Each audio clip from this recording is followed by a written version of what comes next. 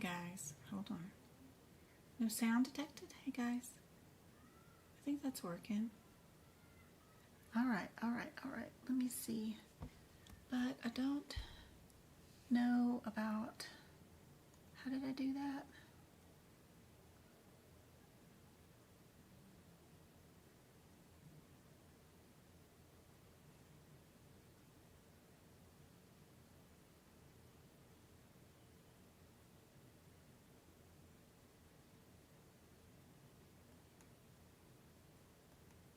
Is that it?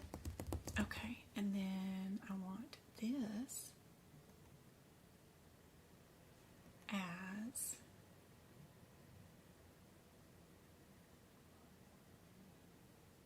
one of these. That worked. That worked. For our Tiki Talk. All right. And then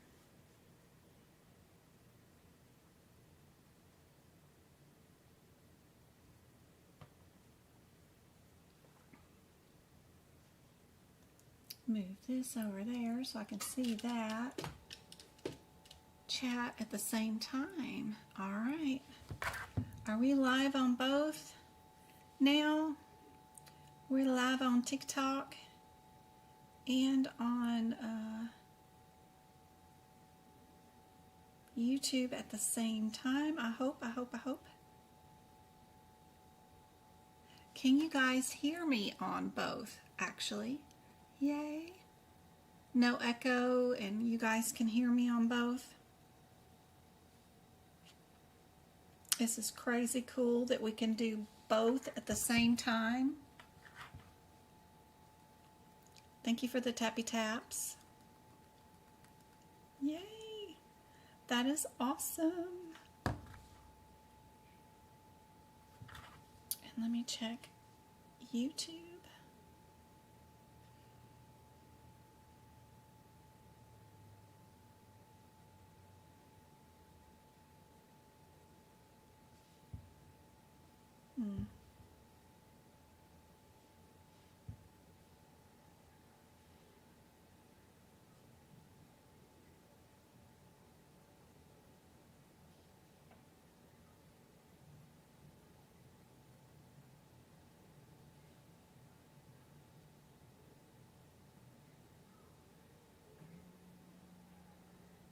We gave $75 worth of YouTube memberships away yesterday during the workshop. Here is 5 more memberships while I'm in here and looking down at the YouTube screen. Let's see who the winners are. You get in a chat.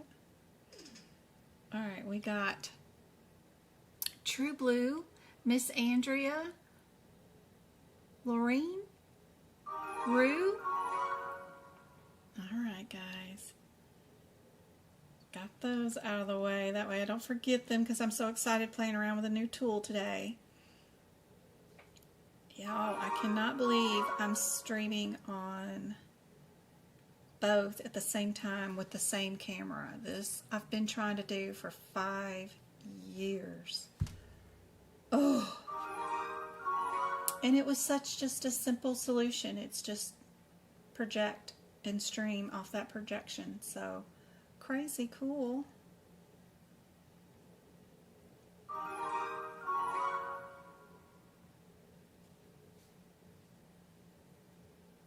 Yay, thank you, Twinkle. How was work today? You're probably still at work. It's not 5 o'clock yet, so.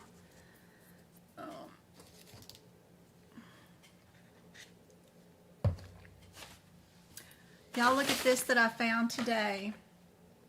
My job back where I used to work sent me to get, I don't know, some sort of, whoever this was, and they sent me to get some CEUs, and look, it was approved for an ICD-10 coding workshop. I don't even remember ICD-10 coding workshop, but I did do it. But it was good for 5.5 CEUs. I wonder if I could still input that number and still get credit for this, because I didn't even have my CPC when they sent me to do this. This was back in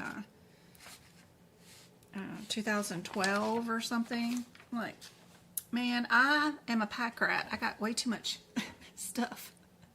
I still got one of those. I gave out my first set of 6 CEUs for my boot camp, and I had to figure out how to use one of these things where you put the person's name there and the date and then how many CEUs you get and then their little number that they can add in. So I had to figure out how to do this the other day. And so I went through my pack rat of work info thinking that I had one that I never did use because I wasn't even a CPC back then. So that's cool. And I issued that out, and I'm hoping that everything went well. I have not checked emails since yesterday, so sorry if you sent me an email and I haven't replied to you. I'll get to it.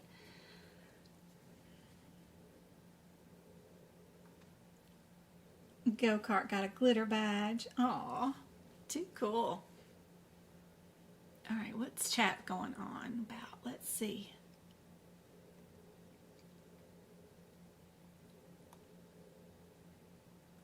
Hey Maureen, hey Go-Kart, hey Nicole.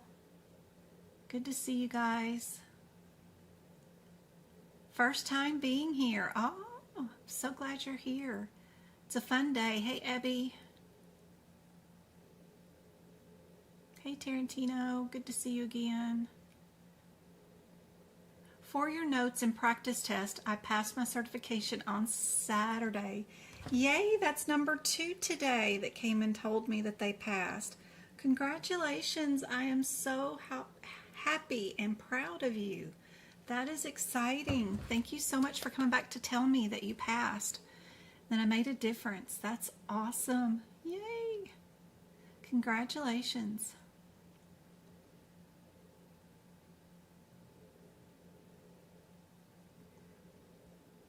Hey Kelly, good to see you. Basin. Hey Joy.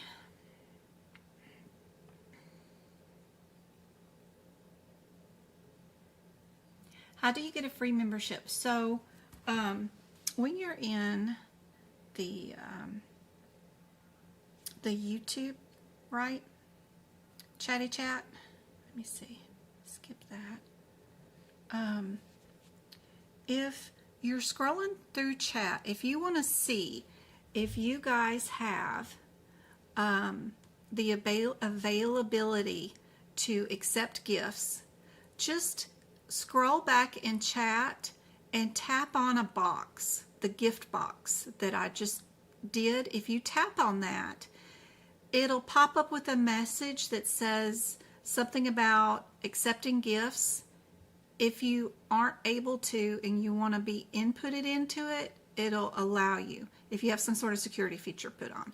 But if you push that and that option doesn't come up, then don't worry about it. You are entered in to win. YouTube picks the winners. I just send them money. And usually it's based off who's been chatting, talking. I see a lot of that happen, but it could be that you just popped in at the right second. I have no idea. But just tap on one of those little boxes. If you do not have the option to accept gifts, it will pop up then and let you know that you have that security feature that you can't accept gifts. But as long as you can accept free gifts from people, that option will not come up. It'll just say something like this. You don't have to do anything. You're already entered in to win. And I do give away 5 memberships every time I go live or during workshops. But yeah. And one more feature of YouTube. If you're in YouTube and you can tap on the view and you see that little window that comes up, tap that little window and then you can go to quality and you can change the quality of the view to a higher quality, and then that way when you turn your view to full screen, you'll have a better view. Instead of 920, you'll have 1080p on your view playback on YouTube, in case you ever wanted to do that. I hear tell TikTok's got that too. Let me see if I can figure that out on TikTok. Let's see, if you're in my TikTok, it's not there, huh? Where would it be? I heard tell, but it could be. You know how you sometimes see some of these TikTok things, but usually they're just trying to get you to hit share button.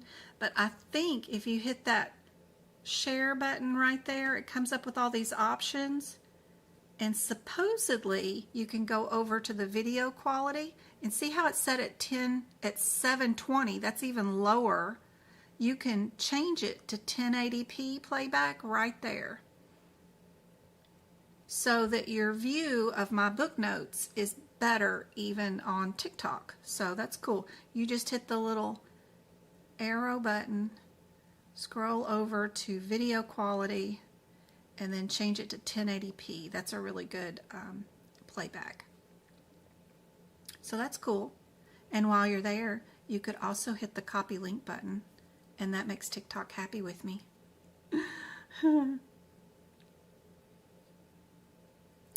If you want to email me on TikTok, there is that service button right down there. You can click on that and you can fill out the form, and it will send me whatever you type in that form, like your email address. And what it does is it connects my Google Gmail to your fill-in-the-blank email address, and I can create an email based off that form. So when you fill it out, I've already done it to myself to see if it works. I'll click on it and it'll say, do you want to send them an email? And I'll hit yes, and it generates me a Gmail. And I'll just type in there, how can I help you? And then email it to you, and then you and I can talk back and forth if you need help with something. But I usually reply on emails on Wednesdays, Thursdays, and Fridays, and Saturdays. My Sundays and Mondays and Tuesdays are controlled by students. So anyway, that's really cool. We can up our quality on TikTok and on YouTube. Sometimes I don't know if those TikToks are true or not. You know, you never know. But that's cool to learn. I'm learning so much today. I've learned how to do streaming on TikTok and YouTube with the same camera. I'm so excited about that one. And then I learned how to up our quality of our playbacks on both TikTok and YouTube today. So that is so cool. Rachel says this is the first time catching live. Color me excited. Oh, that's awesome.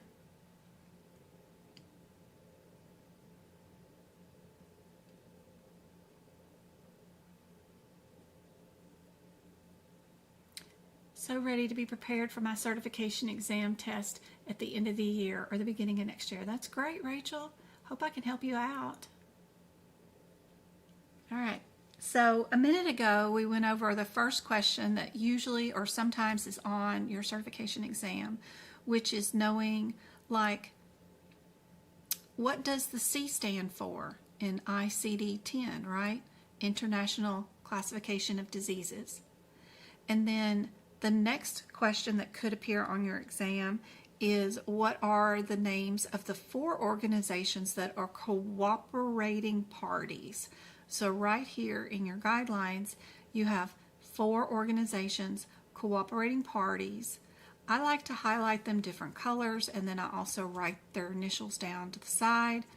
Just because I'm a visual, hands-on learner, I can't learn by seeing, reading, but I learn by doing. So I have to physically do something with some sort of information to know it. So, and even reteaching it is a doing. So that's always helpful too. So that's why I made my first TikTok, was just to share some information that I was trying to learn so that I could remember it, right, for the certification exam. And that's how all this turned into me being able to retire. I already had my 30 years in, but I don't know, I was going to work. I only had to go in one day a year. It's not like I was doing a lot of major stuff, but I enjoyed my remote from home job, but I enjoy staying home and teaching y'all more, so decided just to retire. So it's pretty cool. Another question that will be on the exam, 100%. And it's amazing how many questions from your certification exam can actually be answered all on this one page, right?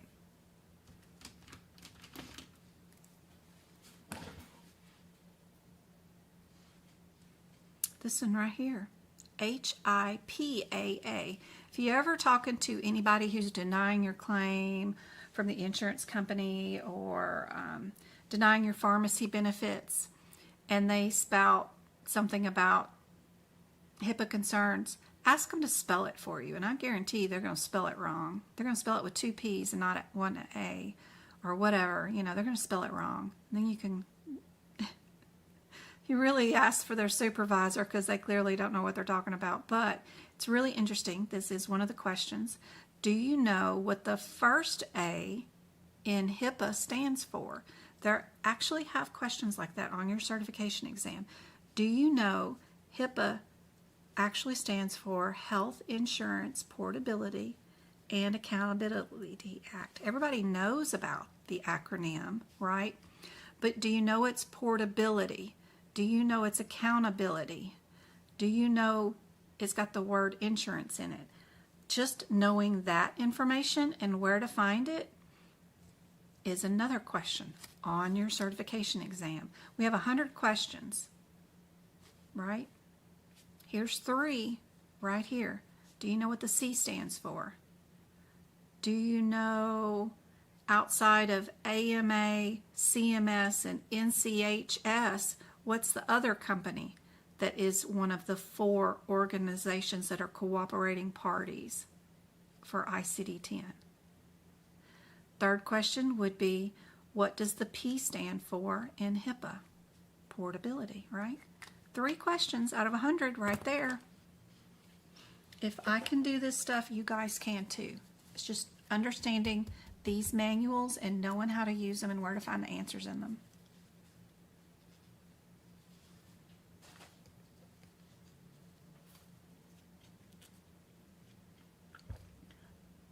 Love you, lady, for all your dedication for us out there. Aw. McBuggerman or Bruggerman? That is so cool. I love the name. Thank you so much. I love you too, guys. Love you guys so much. You know, I left teaching my physicians to teaching you guys. At least I don't get yelled at so much. Physicians. I'm like, guys, I did not write the rules. I'm just explaining them to you. Y'all can't argue with me about the rules. I'm watching your boot camp again today, and I test on Wednesday. Great, Naisha. That is awesome. Tuesday, don't do too much. If you're going to test at a testing center, then go on and put your books in the car. Make sure you've got your AAPC ID membership ID number written in one of your manuals somewhere so that you've got it in case electronics don't work at your testing center. You know, have your driver's license, have the gas tank filled up, and go on and lay out your clothes that you're going to wear on exam day, right? Go on and figure out what you're going to have for breakfast. Do all that on Tuesday. That way, Wednesday, when you take your exam, no decisions need to be made on that day except for getting to your exam, right? That's how the Zuckerbergs and all those people handle their life. They wear the same outfit every day. They have the same breakfast every day. They get up at the same time. They don't make any decisions unless they're doing stuff in micro meetings, right? They save their brain power for the event of that day. That's why he wears clothes like Charlie Brown. Same outfit every day, right?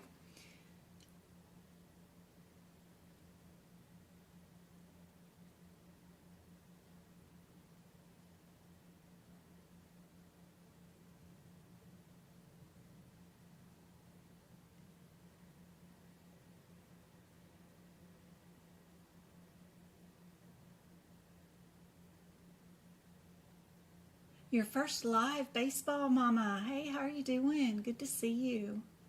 So glad you're here.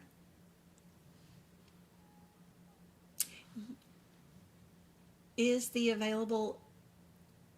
video available yet from last night? Yes, it is. It is. It ended up being 4.5 hours because I ended up doing a lot more teaching than normal. You know, normal those are just supposed to be, we do 75 questions in the same exam frame as exam day, right? But I ended up doing a lot more teaching because it kept crashing. But that's cool. Somebody said that the writing was so tiny. Here you go. Is that a little bit better? Hopefully. Too far over. Let me move it this way. But hopefully you're following along in your own manuals, right?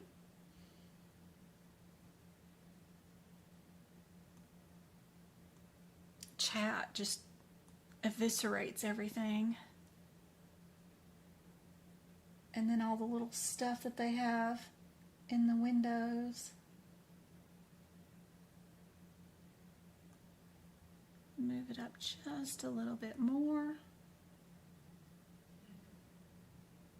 There you go. Maybe that looks a little better.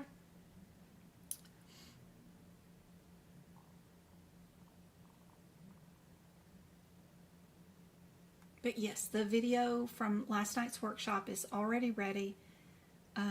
You can replay it, pause it, stop it, bring up the next question, give yourself 2 minutes, 120 seconds, try to figure out the answer, and then move on to the next question.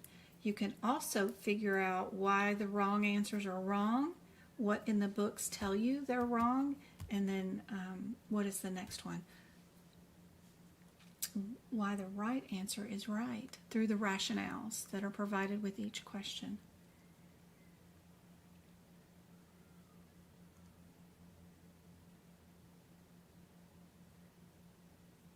Hey Javon, good to see you. I started self-learn program with AAPC and I'm planning on doing your boot camp. That's great, perfect. Right after you finish your course, after you've done all your practice exam questions and you think you're ready for the exam, get the boot camp, do it, and then go for it. Absolutely. I'm scared to test. I still have to take the CPC and then next the CCS. It's going to have to happen anyway, Nicole, no matter what. You've got to take them. So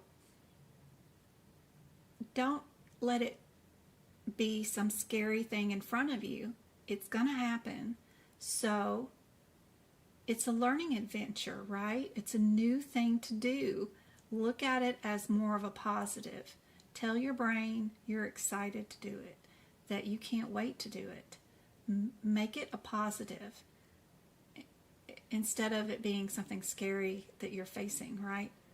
It's going to happen no matter what. So you might as well tell your brain, it believes what you tell it, which is funny, that you're excited to do it. And it's a learning thing, right? It's something new to learn. And no one was ever good at walking when we first started walking, right? We fell down a bunch. It's no big deal. It's what we're supposed to do. It's what we're built to do, right? So, same thing. CPC exam. Go for it. It's going to happen anyway. Look forward to the learning environment. Look forward to the exam. We're all here for you. We're here to help you.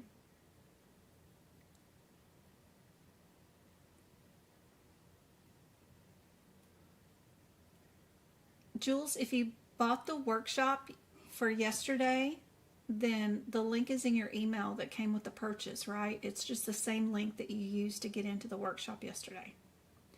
These lives for today are going to be available free on YouTube as a replay for today for everybody.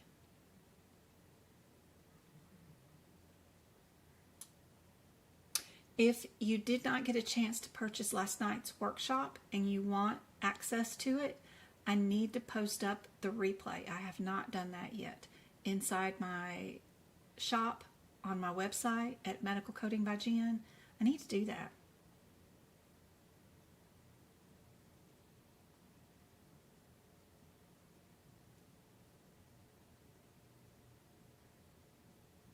What does it say next to cooperating parties?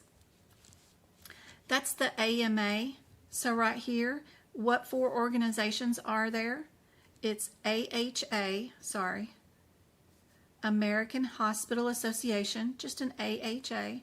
And then I've got AHIMA, which is AHIMA. Then I've got CMS and NCHS. All I did was copy the acronyms in this sentence and write them out in my own chicken scrawl right there.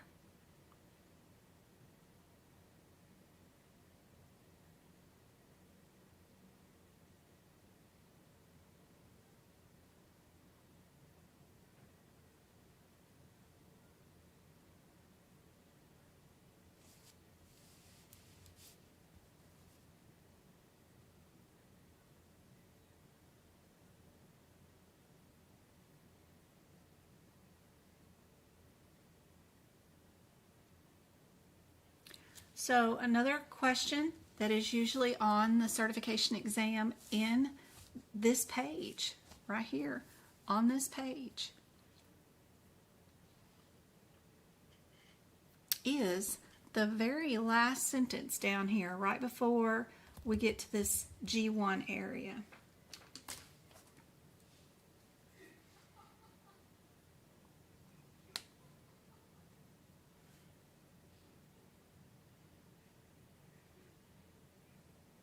Sorry, it's up a little bit, sorry. I don't know why I thought it was at the very bottom, but it's not. It is, right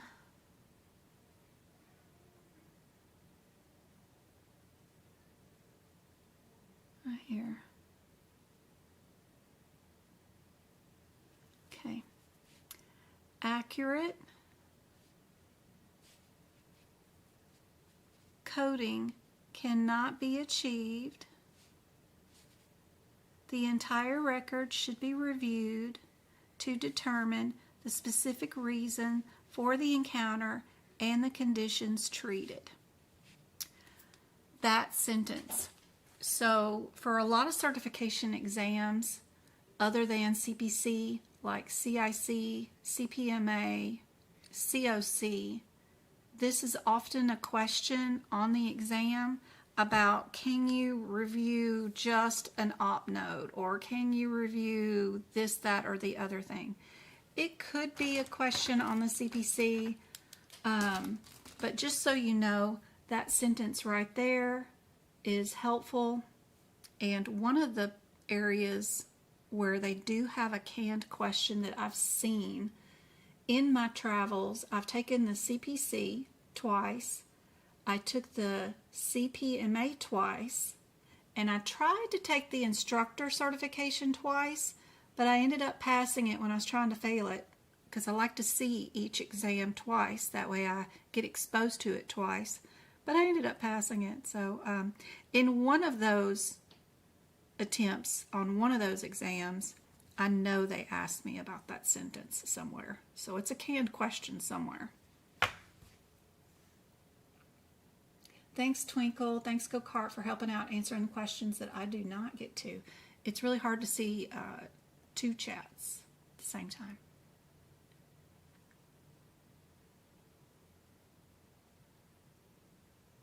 You have so much within these past 2 weeks. Thank you. Oh, thanks, Rachel. Thanks to everyone. I'm so ready and prepared for my certification test. Yep. That's awesome. I'm reteaching myself. I went through an online technical college and passed, but it didn't retain much. And I'm so excited and happy and grateful for you. Oh, that's awesome. I started watching the process of elimination video from the other day, and I'm excited for it. Isn't that awesome? I did like a full impromptu, like 2 or 3 hour video of nothing but exam questions and how I would handle all of them with the process of elimination. It's a pretty cool video. I think that one's free for everybody, isn't it? Or it's part of the YouTube membership. The YouTube membership's just $5. Don't really need a boot camp for CCS, but the boot camp I have is good for it. The only missing part is this PCS part. And if you know how to do PCS coding, it's just a small part of your certification exam. I do have new book prep videos in my membership for PCS because I'm also doing those notes for 2026. I've already started them, and I've got those videos posted in my YouTube membership, which is $5. So if you combine those videos with the boot camp, the $5 videos, and just type in, go look at my YouTube channel for CCS, or PCS, I mean, it'll bring up my book prep videos where we go through and we do examples of how to find the correct tables for what's going on. And then it's got my notes along with it. I'll eventually get these copied in a downloadable PDF that you guys can download, and a study guide thing that'll go with it, but I just haven't finished it yet. Working on it. Sorry guys, I'm reading two different chaps. The boot camp was $40. It's a really good price for boot camps. Most of them, and they do encourage us to have them priced at $250 or $150. I can't remember which one, but most of them are priced at that much. This was my first attempt at doing it. I did not know what kind of work would be involved in creating it and posting it, so I priced it at double the price of my workshops, right? So I'm not sure how long that price will be there. When you are a licensed instructor through AAPC, you've got to meet these guidelines. So if I keep advertising and doing boot camps, they're going to want me to meet that expectation. So anyway, it's a good price. Really good price.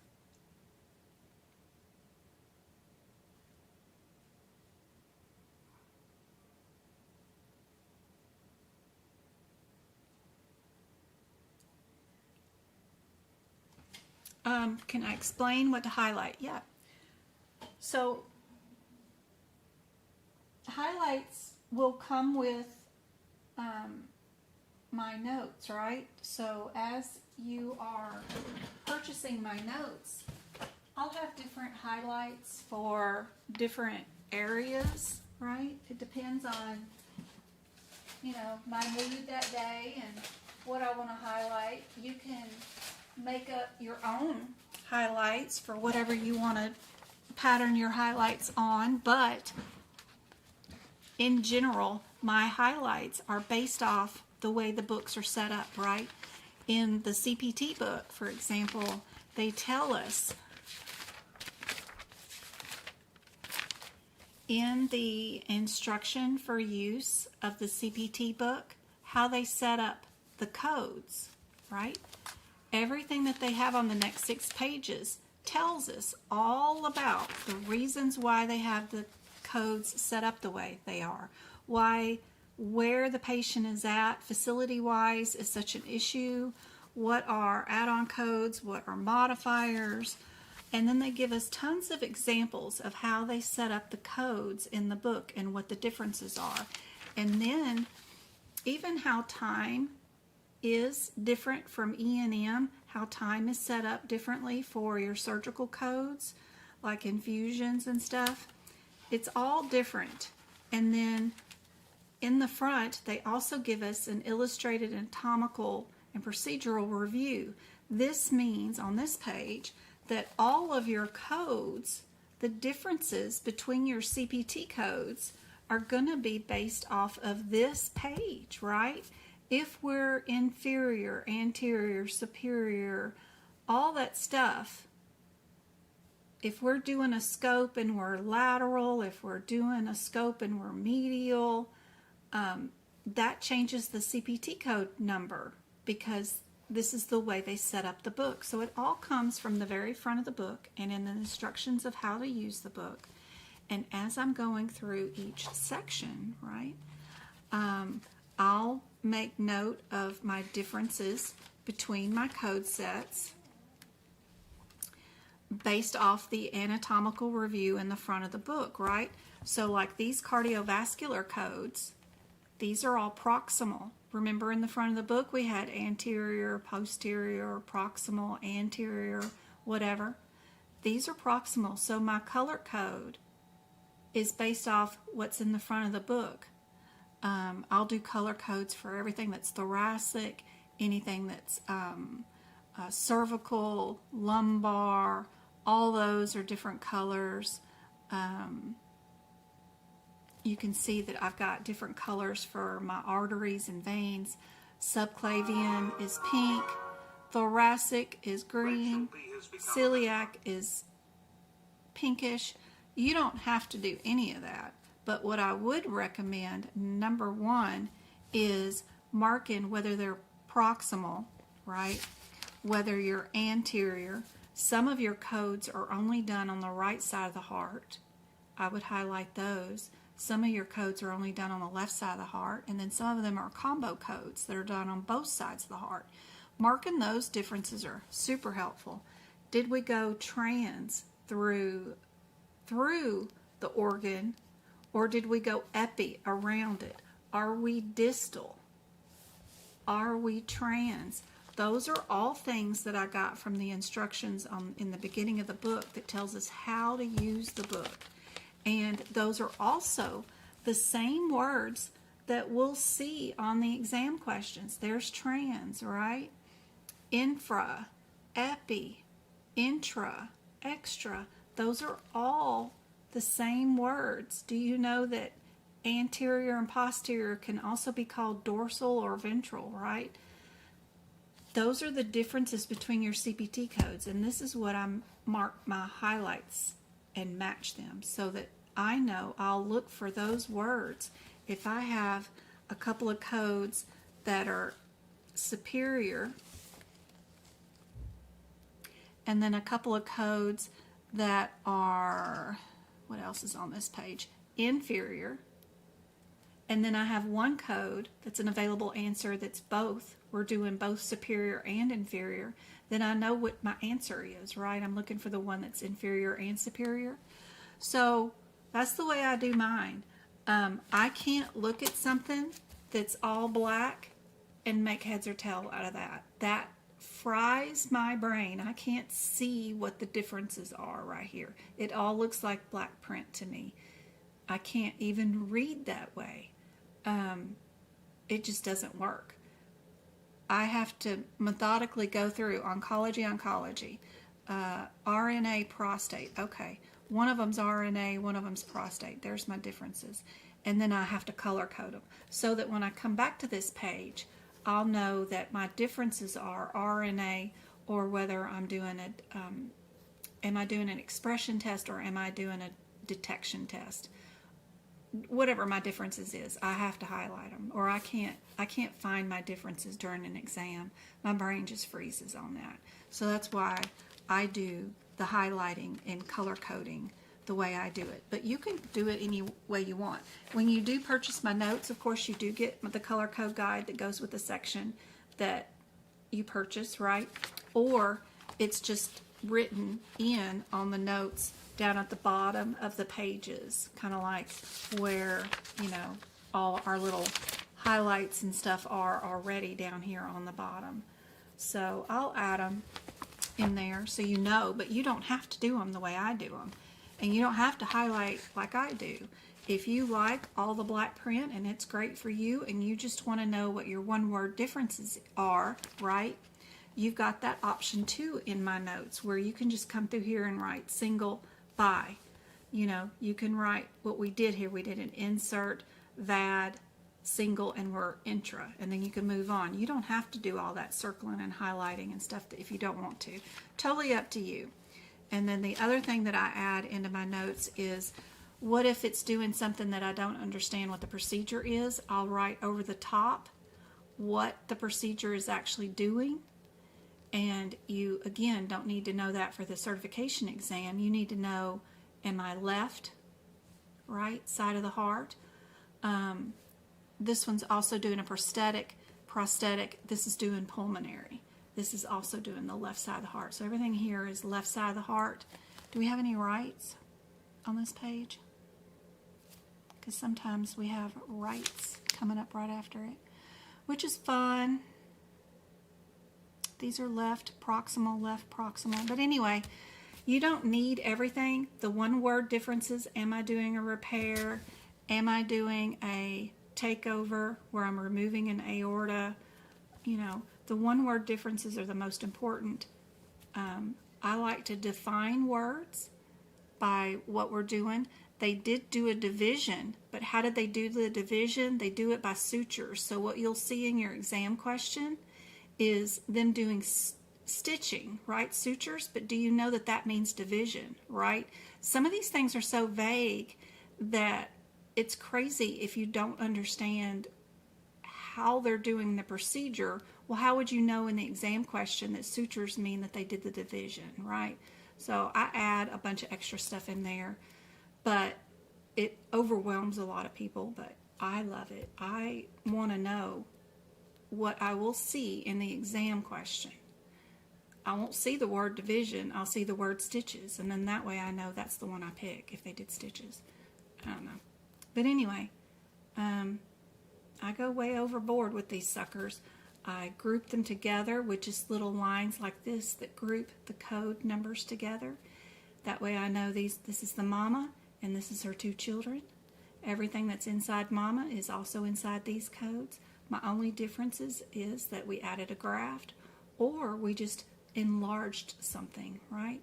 We ballooned it out. But if we did not add a graft and we didn't enlarge something, if we only just removed the aorta, then we're right here on that one.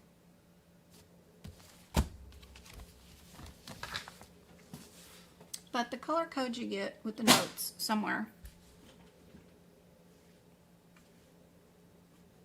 You're welcome, Sabrina. I hope it helps you out so much, girl.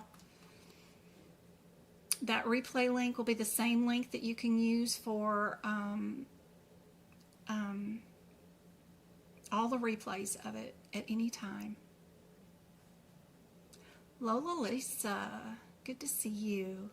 You were looking for an affordable boot camp. Oh, I'm happy to, because, you know, not only are you guys paying for me to have the time to create a 7-hour boot camp. I mean, that's a lot of material to create, right? For a live lesson. And my time to create it and present it was 7 hours. The creation time took 4 years to come up with that, right? But I'm paying, I have to consider, I'm too empathetic for all of this, but I consider your time to be forced to sit there 7 hours to watch this video. Even if you pause it and take time out of your life here and there to watch it, it's still 7 hours of your life that you're going to have to sit devoted to this video that I'm made, right? So I considered your time in everything that I do too, right? I don't want to waste your time either. You're just as valuable because you're all part of our medical community, right? And anyway, so that's why the price is also what it is. All right. I do teach medical coding. I am a licensed instructor with AAPC. I have their license agreement. I can sell you their course cheaper than they even sell it. Because I use my teacher discount. If you purchase it through me, I just send that money to them because I give you guys the discount. But then you get me for a year and you get all my notes are included, free, and you get all my workshops and boot camps for free. So, and you get unlimited Zooms with me for a year if you buy it from me. So I'll teach it to you. If you want to go through all 21 chapters of a course and you want to spend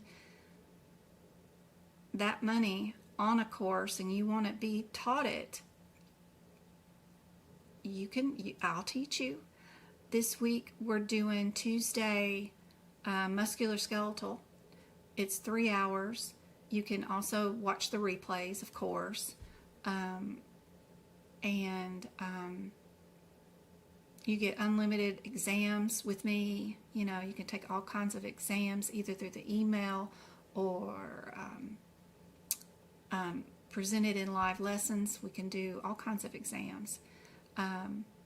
I do the course with you. I teach it a little differently than probably everybody else does. So if you purchase the course through me, I'll help you through each chapter, doing the practical applications with you and the chapter exam questions with you. And then we'll do the review exams and end of year exams. And then as you finish each chapter, if you finish each chapter, because I've made this mistake before, then I'll give you my notes for that chapter. So I want to see you do the work. Go finish your chapter, and then you can have my notes. And that kind of stuff. So, and then as you finish the course, you can have access to all the boot camps and workshops and stuff like that. You don't need to watch them until you get through the course, but you can do this self-study. I got my CPC, my CPMA, and my CPCI instructor certification, all self-study. Now, I have purchased all their certification courses on top of the franchise licensing fee, just so that I can take them now that I'm already certified and see what's in them and see if there's anything that I could help and teach you guys. But I just did that for you guys. I have taken and completed 10 of their courses last year and this year. But, you know, I didn't need it for any of my certifications. I just did it for you guys. What else do we have on these guidelines that we can make notes on? One little tidbit that sometimes I like to write in this area is, what are we doing, like right here in this book, like for ICD-10, right? We know it's an international classification of diseases, right? Things that we need to know. Who, why, what, and how, right? Who is our patient, of course. Why is our diagnosis code, right? That'll be our ICD-10. What did we do to them? That'll be our CPT code or procedure code. And then how things happened to a patient will be sometimes our external causes. Sometimes I'll write that down over here in this area. But the main thing that you need to know is that this page is vital for finding any certification exams. It's so innocuous, but G1 and G2 are super important. There are an A, B, and C on this page that are vital. A, right here, is if I wanted to know something about an ICD-10 guideline, that was how the book was set up. What is an index? What is a tabular list? What is a placeholder? What's the punctuation, this, that, and the other thing? That's all found in section A. In B, if I need to know in general, how do I code signs and symptoms? Or what if I have multiple diagnosis codes? Or what if they already healed from an event and then years later they're coming back for that same event back again because their original event came back again? Or what if I'm dealing with right and left of some situations? That's all handled with B. and we find those guidelines under B. And then if we needed to know, how do I handle cancer patients? How do I code hypertension patients? That's all handled, and we look those up under C. Knowing that is like half your battle right there in looking up and finding your guidelines. So just knowing A, B, and C on this page is really helpful. Check back with chat and see what's going on. Rachel says, okay, I'm back. I'm excited. Looking at all the perks. I have been overwhelmed and I'm trying to figure out where to start and what to focus on. Aw. Thank you for the membership. Oh, you're welcome, Miss Andrea. You know, you've got access now to the podcast and stuff. So when you're in YouTube, when you have the YouTube membership, you can, let me see. If you go to me and you go to my thingy, don't forget up here, right? We've got videos, shorts, lives, podcast, playlist, post, and your membership videos, okay? So across the top, now that you've got the YouTube membership, if you go over to podcast, I've got 3 of them here where I'm reading out the E&M guidelines to you, sentence by sentence, and then telling you what it means in layman's terms. So like if you're on a road trip or something and you don't need any visuals, because this is just audio, right? You could listen to that. And then the ICD-10 guidelines, same thing. And then I've got these PowerPoint presentations that came with my licensing, but I can't show you guys those. But if I recorded my audio of me talking about the PowerPoint presentations through the course, I have those videos up. So that's just something, it's just whales on the screen or something. But you can listen to me talk about the chapters inside the course. So it's really kind of cool in my own layman's terms, right? Through the playlist, I have quite a few playlists. There's the PCS ones where I'm making up the new 2026 notes, right? We've got the most important ones for you guys, of course, are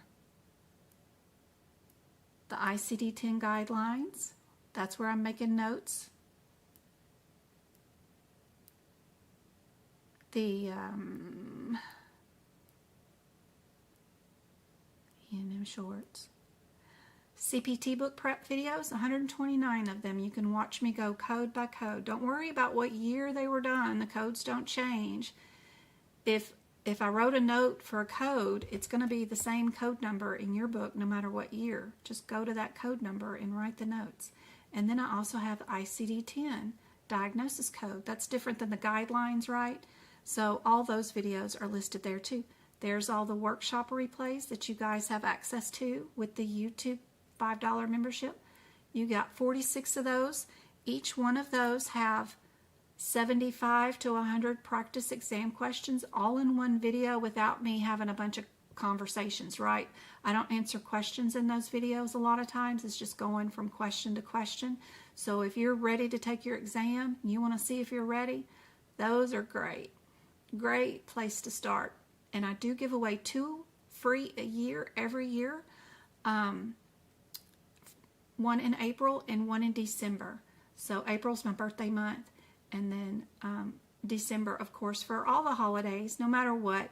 But just once a year, so twice a year, those workshops are included in here, but they're free for everybody. Even if you don't have the $5 for the YouTube membership, there's 2 a year for free listed in there that everybody can watch. So don't forget about those. The post page is great.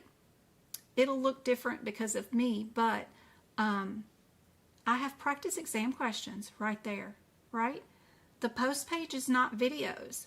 It's hundreds of free practice exam questions you don't even need a membership for. It's of course going to tell you what the answer is because this is me, I'm logged into my own account. But if it was you, you wouldn't see that 21 is the correct answer. But I've got a ton of practice questions in here that are interactive. Just click on what you think the answer is, and then it'll give you the rationale. Some of them I wrote myself. Some of them come with my franchise licensing, whatever. But there's a lot of them in here, like MA surgeries and E&M, anything that I think is awful and traumatic. I usually post a new question every 3 or 4 days here. Once I get over 100 people answering them, then I'll update it and add a new question. So it's time for me to update this one for the last 2 days. I just haven't had time because I had that workshop. But I've got hundreds of practice exam questions free here too. And don't forget, on my website at the Medical Coding by Jen too, on my website page, I've also got a ton of free practice exam questions. If you tap the menu button, go to free resources. I've got all our social media links here. The FAQs have free courses, free grants, tons of free information inside that. I've got a free lesson blog that not only has like a 9-chapter book on E&M that I wrote, but there's like surgery practice questions. It's all free. I draw pictures of the eyeball and show you the anatomy. There is so much free information in that blog area where I write out a bunch of stuff and give you a ton of free practice exam questions. There's free PDFs that you can download in that area also. The free practice exam question area is also a great place for free PDFs. There's free interactive practice exam questions there that you can go and do. You just click on what you think the answer is and it'll tell you what the rationale is. I've got free CPD book prep, which also includes ICD-10 book prep and anatomy book prep. It's got pictures on it. Click on each picture. It'll tell you totally free how to make your own notes all by yourself, so you don't have to buy none of mine. I also have 3. Heather Cooper's has become a member. Thank you, Heather. You're awesome. 3 book prep videos here that are not on YouTube. I don't think they might be, but they're totally free for everybody. It's me doing the digestive system from the anatomy on in the CPT book, and it shows you code by code of how to do book prep. So with just those 2 pages alone, you can make your own notes for free, just watching what I do. I didn't create the wheel, but I have my own spin on it. But you guys can follow along and do the same thing that I did in the rest of the chapters. But anyway, super cool. Heather, I hope those memberships help you guys out for sure. Let me see what my kid is bringing me. Ooh, I got mail. Is all that for me? Or is that for Grandma?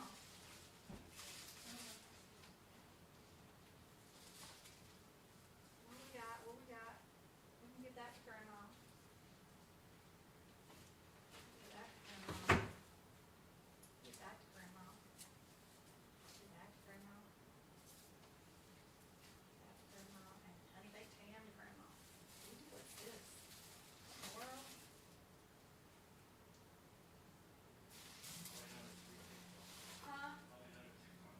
I know, right? They keep sending me so much stuff. I'm so excited.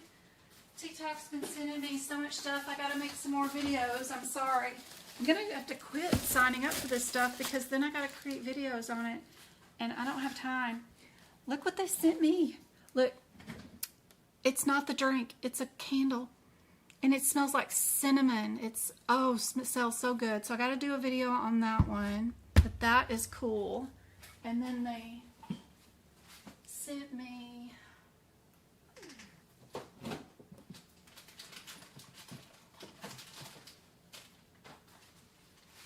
I don't know what that is, but I got to do a video on that. And then I got a ton of packages right now. Who knows on what?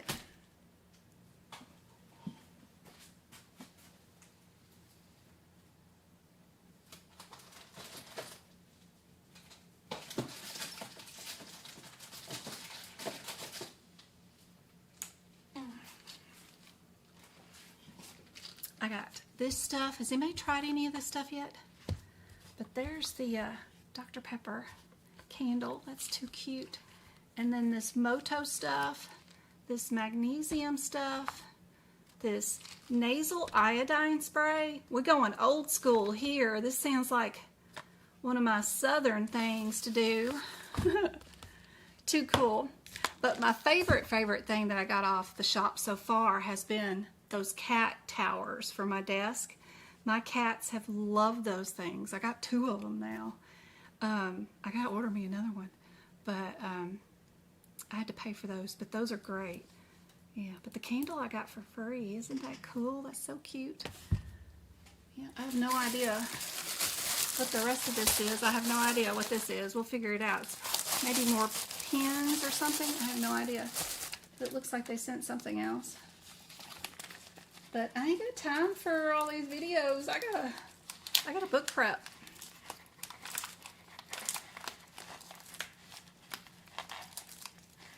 Thanks guys for the tappy taps on TikTok. Yeah. Ooh, what's this for? I have no idea. Icy perk? What's that? A cool inhaler. Wow. I have no idea. Smells good. Whatever this is. But that's cool. That came in today. Icy natural plant essential oils. That's cool. Like the Boom Boom stickies, right? Probably. I still using mine. I divided them up with the boys. I kept the Beam Balm, right? I kept the watermelon flavor that they sent us. Yeah, I kept that one.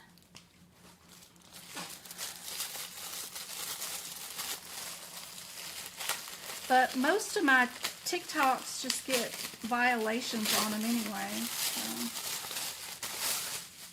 even if I make the video on the products they send me. Oh, this is something I got from my mom. She needed a bag that has a wheel on it, right? This has 2 wheels on it, but it's just a little carrier bag for her books that she can pull behind her, right? As she's going to her meetings, she's the vice president or something, or secretary or somebody or something for her little seniors club. They have a seniors club called TOPS, Take Off Pounds Sensibly. That's a hard word. I can't say that one. Sensibly. Sensible. You know what I mean. TOPS. So she's the secretary of their little group, and they meet on Tuesdays. And she has to carry all their checkbooks and this, that, and the other thing. And she needed a pull behind something or another. But she wanted one that wasn't so heavy that she has to lift in and out of the car. But something with wheels. So I thought that looked cool. That come in from the Amazon people. Not from TikTok. So at least I don't have to do a video on that one. What's this one?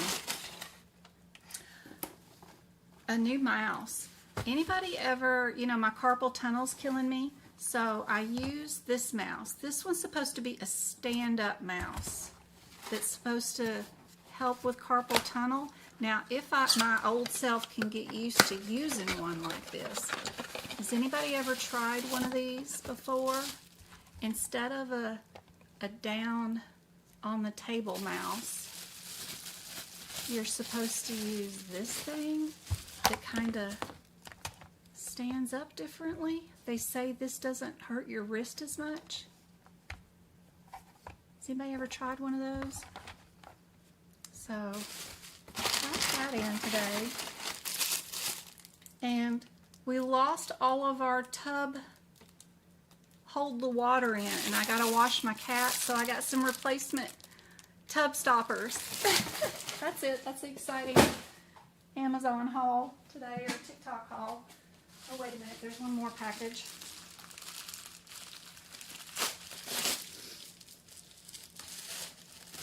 What's in here? Oh, cheerleader bracelets. Travis had to have, well, he didn't have to have, but I got a treat for the cheerleaders on his team. His cheerleaders are Dust Devils here in Arizona, and their school colors are black, red, and white. So Amazon had these little bracelets, and I had to order enough for the team. He has 29 members all together on his team. So the little bracelets say cheer, and they got a megaphone and a heart on it, and they're red, black, and white with the sparkly. And it's just a little present for their team. They're going to be going on these floats for Halloween or HOCO. HOCO is this weekend, and they're doing some sort of HOCO float. I don't know. It was $12, but I got enough. I had to get another package in so that everybody could get one and Coach could have one too. So that's it. What in the world? But yeah, now I gotta switch. I'm thinking to switching to this kind of mouse instead of that kind of mouse. My hand is killing me. I don't know. Will that make a difference? Does that do something different than that? I don't know. I've never used one of those. We'll see. In all my years of medical auditing and charting, even doing blood pressures on patients, when we did not have, you know, blood pressure cuffs like you guys have nowadays, we had to do all that manually. I've never had carpal tunnel, ever, until now. But I'm getting older. You know, the older you get, the less collagen you have wrapped around your nerves to cushion them from other areas. Sammy, quit eating that. No. No, Sammy. Go on. No. No. Some of them always going to be asked questions on the certification exam.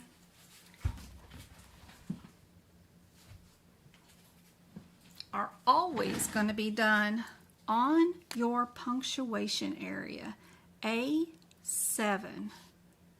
This area, which is on G3, will always be on your exam. 100%, they're going to ask you something about punctuation right there. You have to know what the brackets mean for the ICD-10 book, what the parentheses mean for the ICD-10 book. They have both those symbols in your CPT book, which is different in different definitions for the CPT versus the ICD-10. You need to know your differences, so that's super helpful. That's going to be a main key part of your certification exam. One of the other areas that's part of this punctuation that will always be on your certification exam is 12. 12 is your excludes notes, your excludes 1, and excludes 2.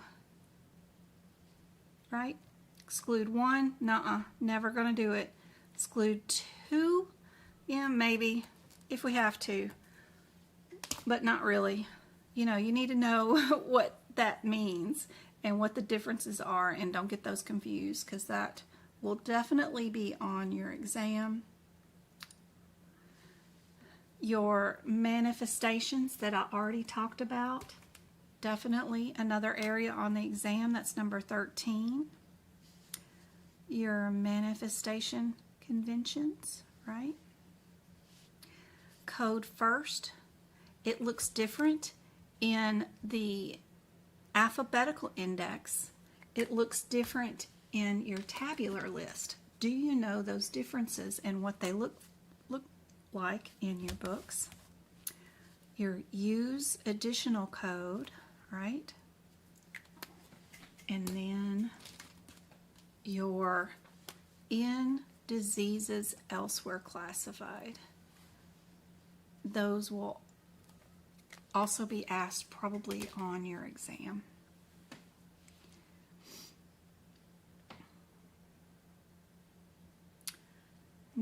Under B, one of the first things that's usually, have I gotten there yet? No. A19, last one. I need to not forget that one too. Number 19 is your code assignment. Good job, Sammy. That was just the cat. He did a good job. He did a good job. He skidded across my desk instead of landing where he should have. We've got code, assignment, and clinical criteria. Number 19 under A. That will definitely be on your exam. That was my favorite class, mister, and you know it. Now I gotta go on McCary and order another one. Child, y'all know my Labubu cup that I'm always drinking out of? That's what he broke. My green one, I love that cup. Let me go to my thing. And you know they come in these like packages where you gotta maybe get the one that you want. Well, I don't want to buy 1,400 of them. I want to get just the one that I want, right? Green is my favorite color, so I want just the green one. So then I have to go to a reseller who opens up those packages and will sell me just the one that's green. I thought it was made out of plastic anyway. Did I get it from McCary? Thought I did.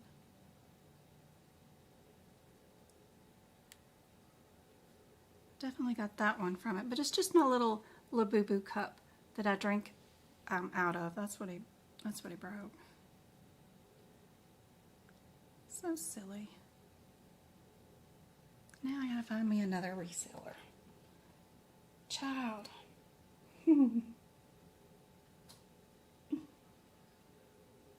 But look at him. He's all happy now.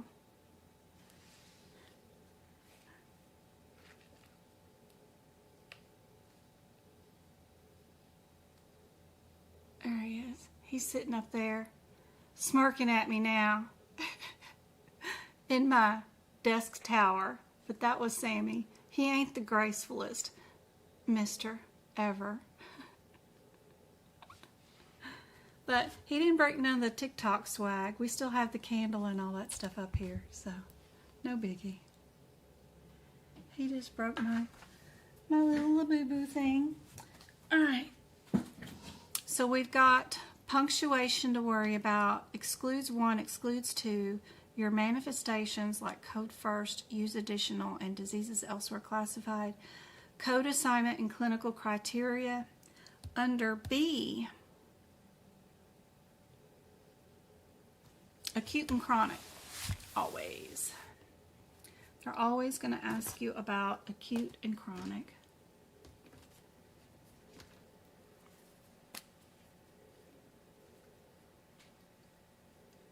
Hopefully we didn't have anybody on headphones and that made you flip over in your chair.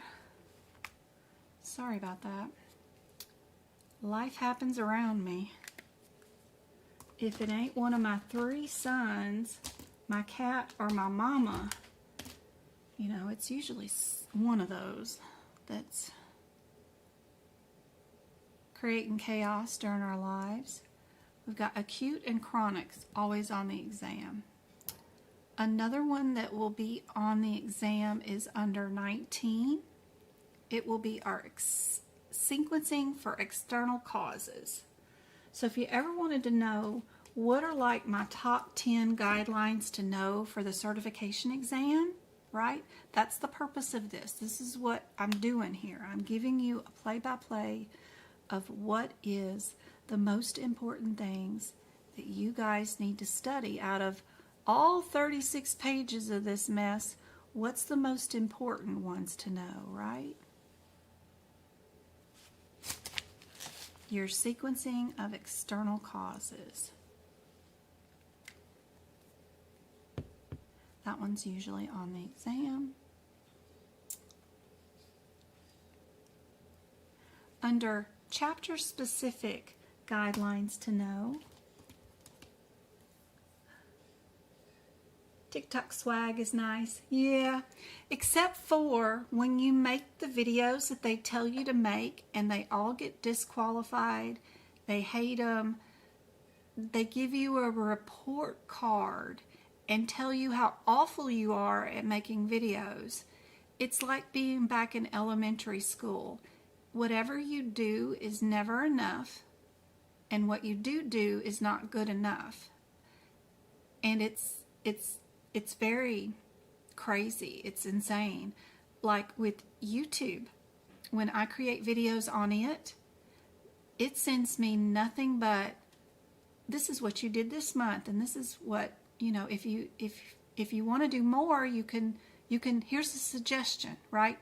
And then if there is a violation, if I do something wrong, if they have music in the background or something that they don't want in my video, right? They don't scold me or violate me and give me a report card and say, if you have this many violations, you're going to be kicked off the platform and we hate you thing, and there's no way to fix it and you can't do anything to learn from this, but here's your violation red mark, right? On YouTube, they give you the tools to fix that video so that you can remove what they don't want in it.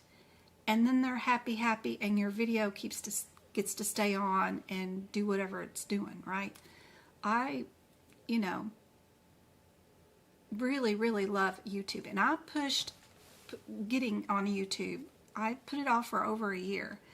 And my oldest son kept pushing me. He said, you got to get on YouTube, got to get on YouTube. But I kept going in and doing TikToks because, I started out on it. I knew how to use it. But as a creator, they do nothing but scold us and violate us and give us no way to fix any of it. So it's crazy. I do love the platform YouTube, but it is harder to get people to follow you, I guess. Apparently, I don't know, on YouTube. Although I only have like 50,000 followers on TikTok, but over 100,000 on YouTube. So it's nice to have more followers on YouTube. But their platform is nice. It teaches you with corrective actions that you can actually do to fix issues when you make something that they don't like, whatever it might be. So that's nice. Instead of giving you these obscure things that I'm not redirecting.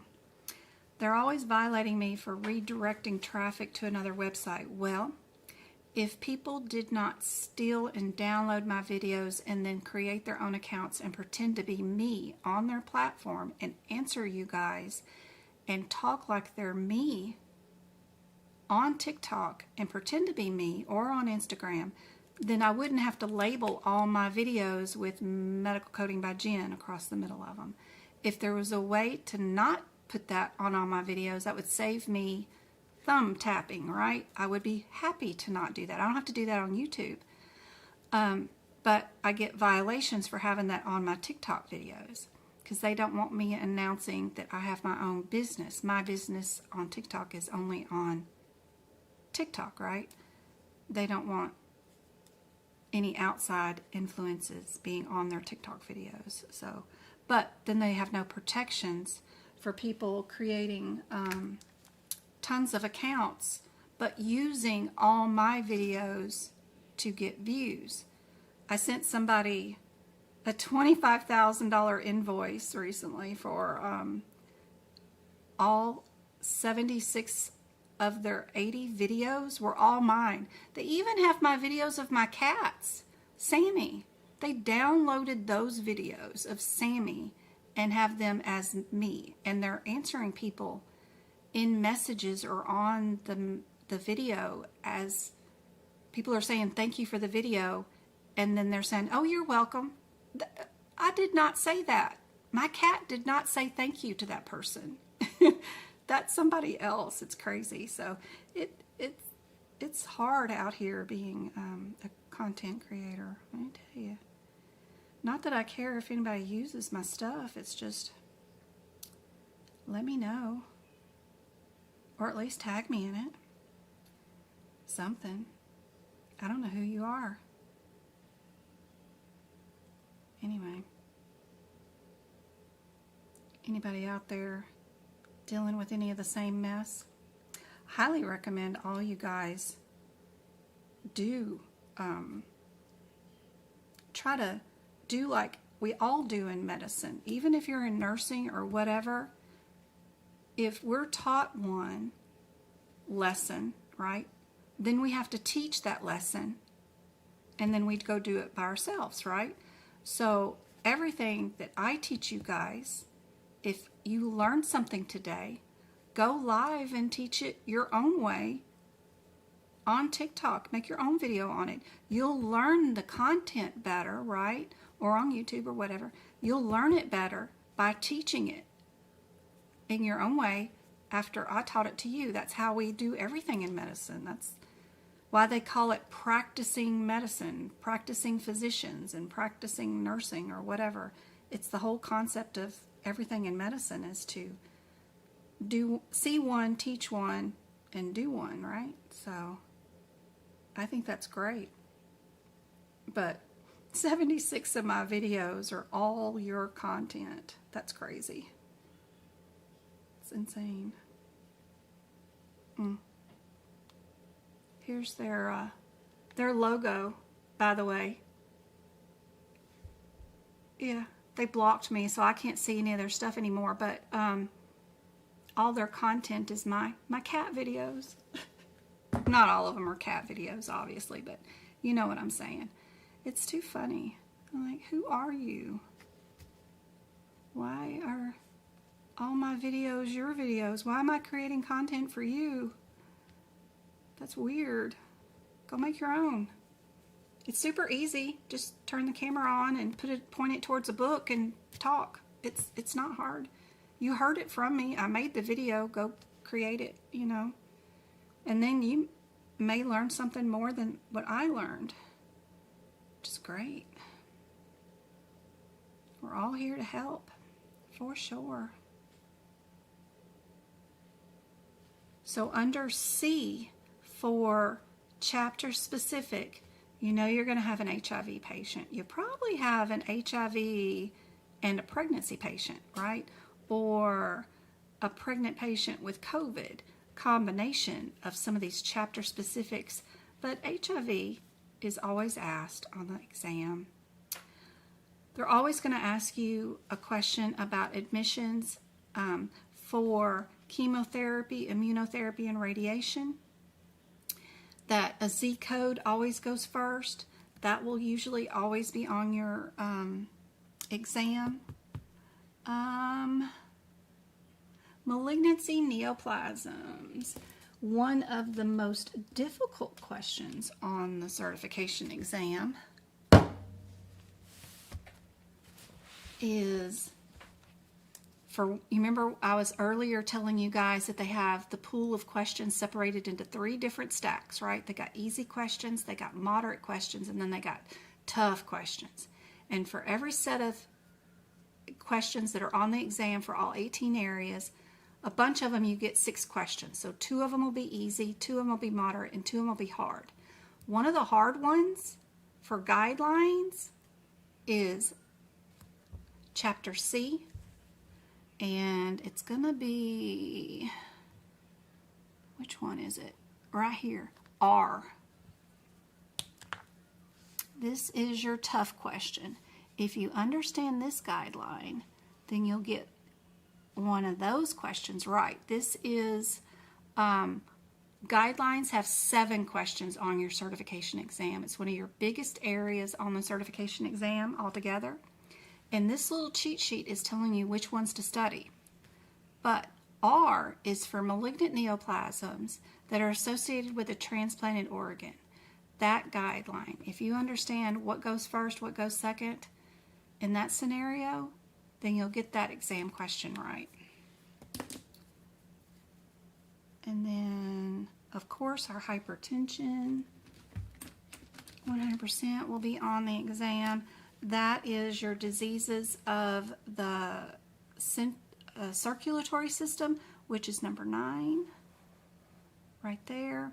You've got your hypertensive. They've done a little chart on IC9A that is super helpful for your exam. Acute heart attacks is one of the exam questions on the exam too. So knowing where that hypertension figure is and knowing your guideline attached to heart attacks will be on the exam. So let me see if I can't make this, where's my mouse? So you can see the whole page for just a second instead of zoomed in.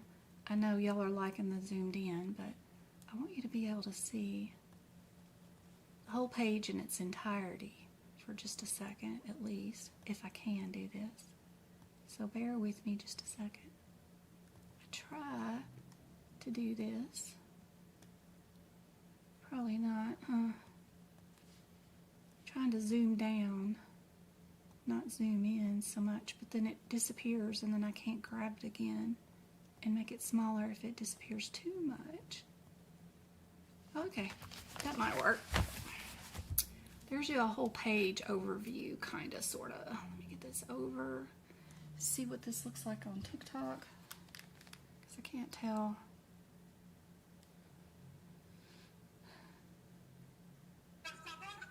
Por favor. Nope, wrong one. Where's the other phone?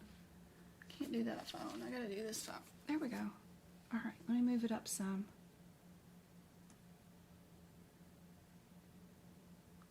There we go. So your top guidelines, 7 questions on the exam so far. Punctuation, excludes, diseases elsewhere classified, clinical coding criteria, of course, acute and chronic, external causes, HIV, chemotherapy, transplanted organs, circulatory system, heart attacks. Got that.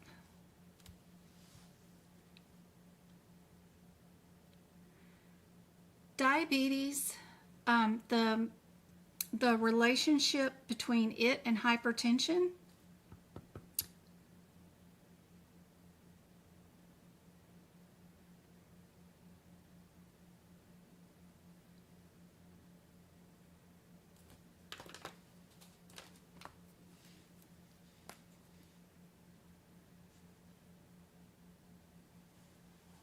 That's 4.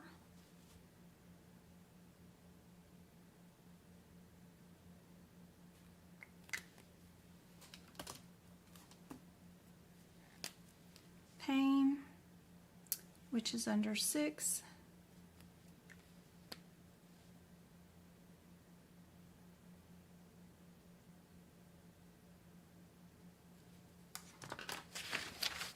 And then the back of the page. I'll zoom in again in a minute so you guys can see individual pages.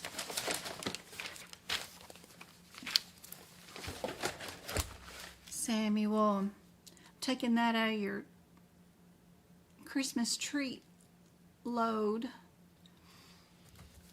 All right, for this year. All right.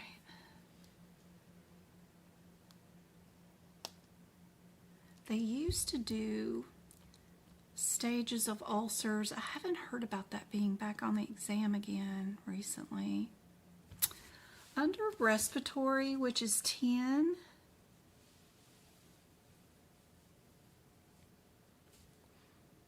the influenza,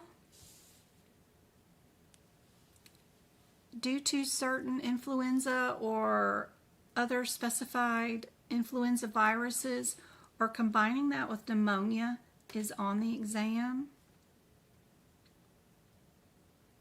Could be, very well.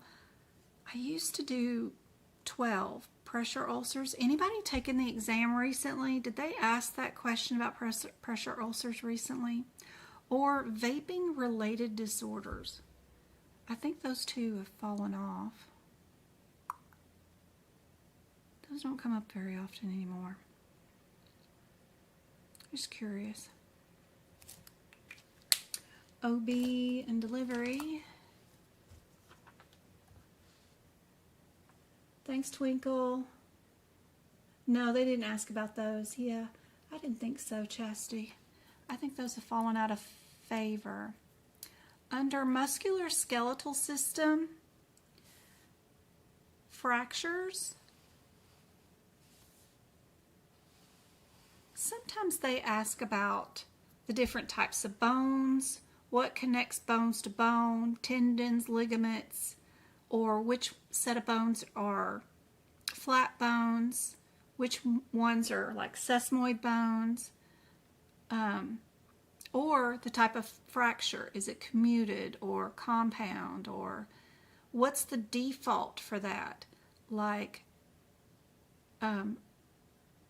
it's an open fracture is the default if it's not noted whether it's a closed or an open fracture.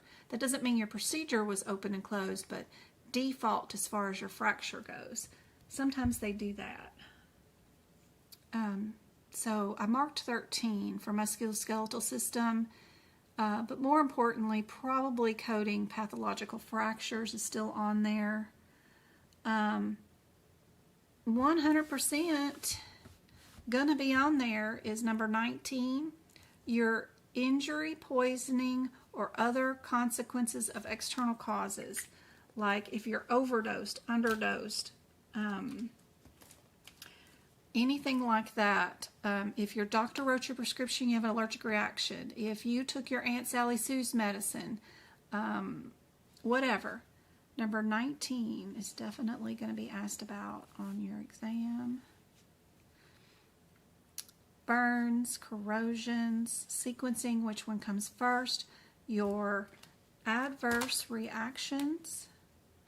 They want to know, do you know where that table is that I've already showed you today about the IC19E? Definitely going to be on the exam.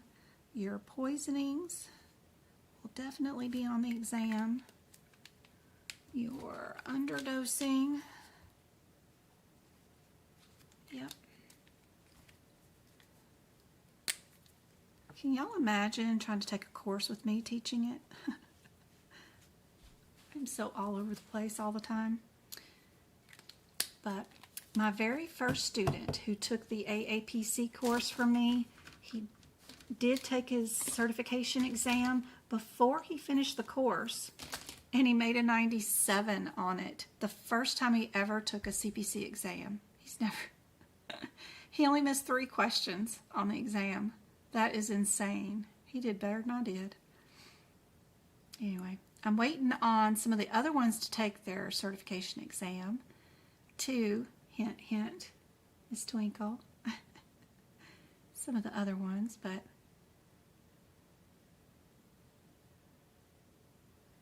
everybody likes to wait till the end of the year. Be careful, some of the exam sites, if you plan on taking it in person, might get full up, so might take a little while. You take yours next Wednesday. Awesome. I go live every Monday right now, and then whenever I can.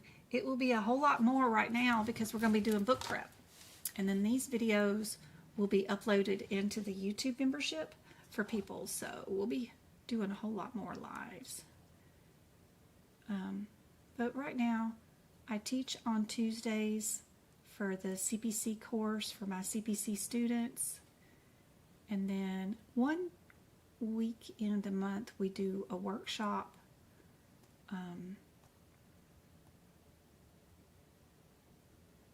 And right now it is football season, and I have a cheerleader, obviously, that I attend football games on Fridays with.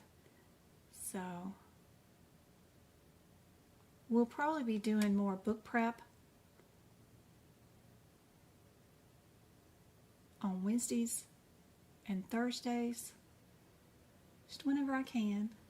Be sure and change the little bell notifications, right? Like if you're on TikTok, if you're there and you haven't followed me or whatever, if you're on the TikTok, be sure and do that drop down menu, right? Somehow or another. Follow Tiffany too, but oh, it's up here, the little bell thing. Tap that and put all and all, because it defaults to personalized or something or another. So be sure and hit that little bell thing and change it to all. Same thing on YouTube. When you're on YouTube, there's a subscribe button. When you hit the subscribe, find the little bell icon and turn it to on so that you get alerted on your phone when I go live. That way it's helpful for you.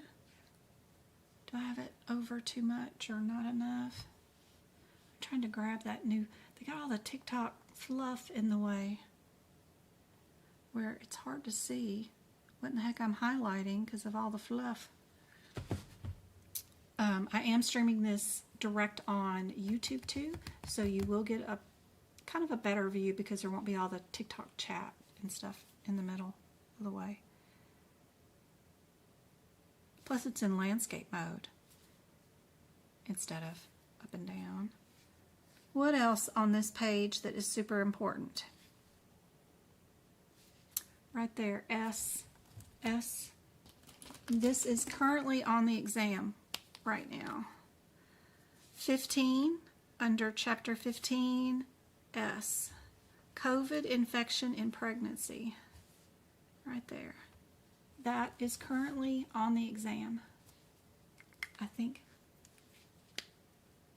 Yes, you can go watch this on YouTube again. Yes, it'll be on YouTube. It'll have today's date on it and live. So when you're on the YouTube channel, right? All my replays, get out of that. And get out of that. Like, how do I get it? See? Go da-da. So, when you're at my YouTube channel page, right? How does it come up to look like for you? Okay, this is what you guys see on YouTube. Over at the bottom right here, we've got video shorts. Lives are right there. All the replays of all my live lessons are right here. So I did one earlier today. It said test. I was just testing this new environment, right? So that's that one. So the one from Sunday is right here, but you got to purchase it to find it. But the rest of them, like if I did the last Monday, the one before, the one before, the one before, and 5 years on are all right there. And they have in the title, like what I'm doing, cardiovascular, anesthesia, you know, whatever.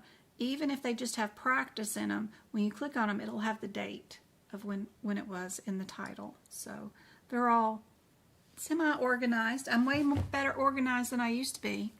You know, I'm just some old lady on the internet. I'm not like a creator or content person. You know, I didn't plan on any of this. I just made a TikTok one day, and you know, I did not grow up using computers, so I'm doing my best, and my kids are helping me along the way. So that's my IT department. So we try. We trying here. I'm not professionally organized, like I should be, I guess, but I'm just trying to help. Your chapter 21, your Z codes, right? Which Z codes can be used as the reason for the encounter. Yeah. Usually on the exam. They do have a list inside your guidelines that show you which Z codes can be your primary and only diagnosis code for that day, which are super cool.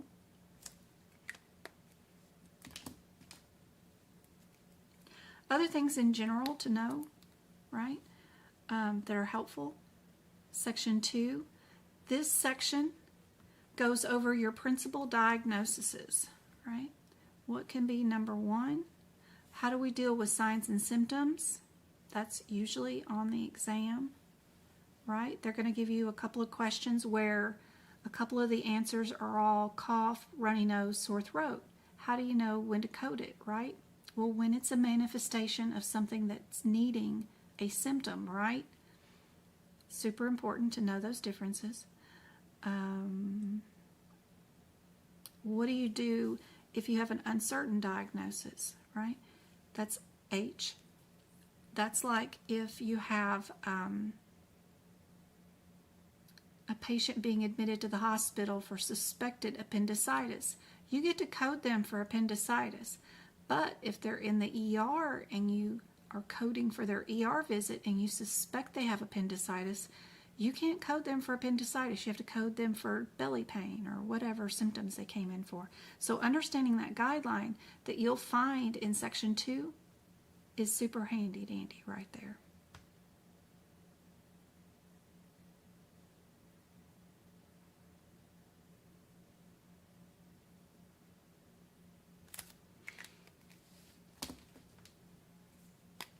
Outpatient services, how to handle those, which includes your ER, right? Versus coding, that's section 4. Versus coding your admissions to the hospital, which is your Appendix I. So knowing where those guidelines are handy. Not really majorly covered on CPC, but more for COC. You really need to know those for CPMA and COC, for sure, for sure. But they just barely touch it for CPC. For CPC, no section 2A and H. CCS, AHIMA, you need to know those additional ones, the ones for outpatients and the ones versus for admissions. Yeah.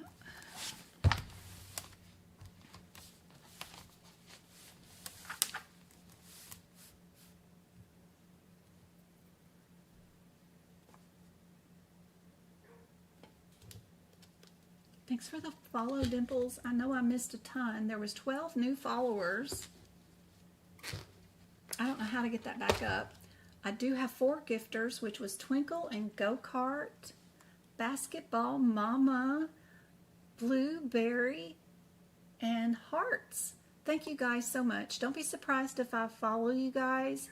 I always follow the gifters and the people that stay in the stream longer than an hour. I'll try to request you. Some people have their things turned off where people can't follow them, but I do love to see you guys' TikToks too. I joined TikTok just to be laughing at something, right? It's the reason why we all joined it, was to look at something funny, to escape our day. So I enjoy seeing your guys' stuff, even if it's struggling or you're you know, have life going on TikTok. I like seeing it all, so I'll be there commenting. I'm not here just to sell you something or whatever. I'm here to be family, so don't be surprised if I follow you. Now, I can't reply to everybody. I've got people messaging me on TikTok, Instagram, Messenger. No one's getting replies. I can't do all that. I can't even, my hands are dying as they are right now. Emails, I got request messages everywhere. Best way to ask your questions is to ask while I'm live right now, while you got my attention, right? If you need individual help, ask away while you're right here.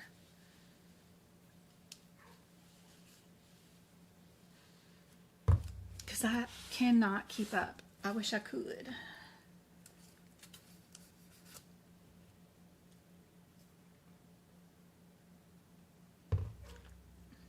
Thanks so much, Twinkle.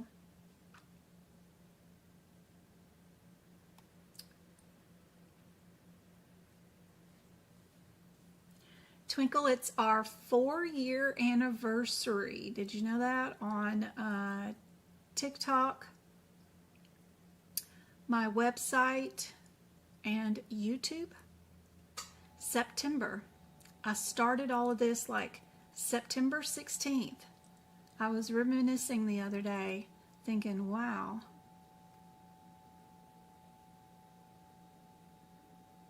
I think you've been around since pretty much day one.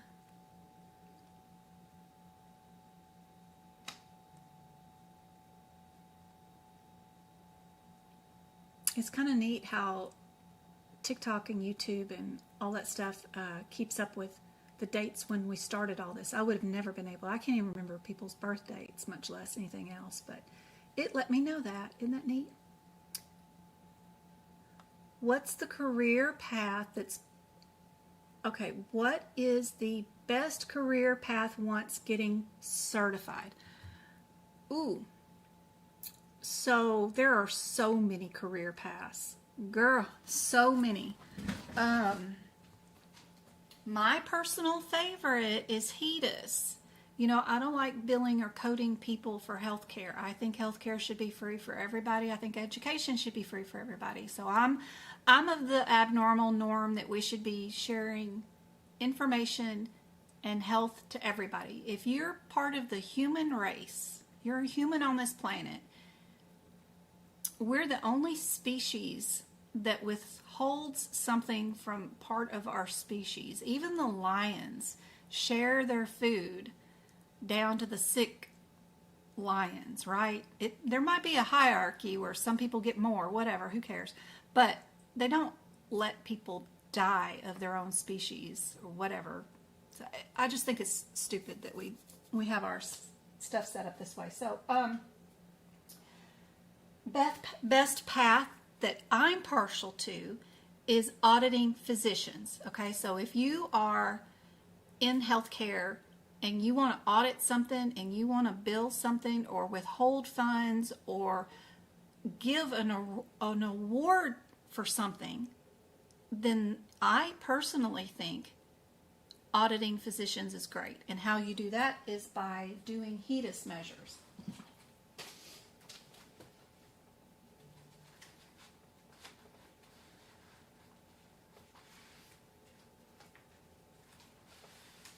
I was going to see, too, if I happen to have access to, what month are we? No, not that one. Not that one. Not that one. I think it's this one. This lady in our new monthly magazine, I just watched her come on the social hour on AAPC's Facebook this week, and I was listening to her talk, too. Miss Kimberly works in a real interesting part of healthcare too that is so brand new. It just started 2 years ago and no one knows about it and no one knows what to do with it. And I thought it was really cool. So what happens when a medical group, let's say you're on vacation in Florida, your medical group or your health insurance that you're assigned to is in Tennessee, because that's where you live. That's where your primary care physician is and all that stuff. But you're in Florida having a great old time at Walt Disney World and you break a leg, right? you got to go into surgery and have surgery. Well, your health insurance company only wants to pay you what they would pay your Tennessee doctor to fix the leg. Well, Florida prices are different. We're not your PCP. We had to take on extra risk because we took a stranger and we fixed their leg, right? We're responsible overall for that leg, even though we're going to ship you back to Tennessee and let them take over care. Anyway, and we don't like the price that you paid us to take care of you, right? The health insurance company. So we want to fight the bill, but we can't fight the patient. We want to fight the insurance company. Well, there's this new thing that she does with CMS, because all the health plans don't go off of their own guidance for picking out what they pay for. They don't have any control. Who has control is Congress, right?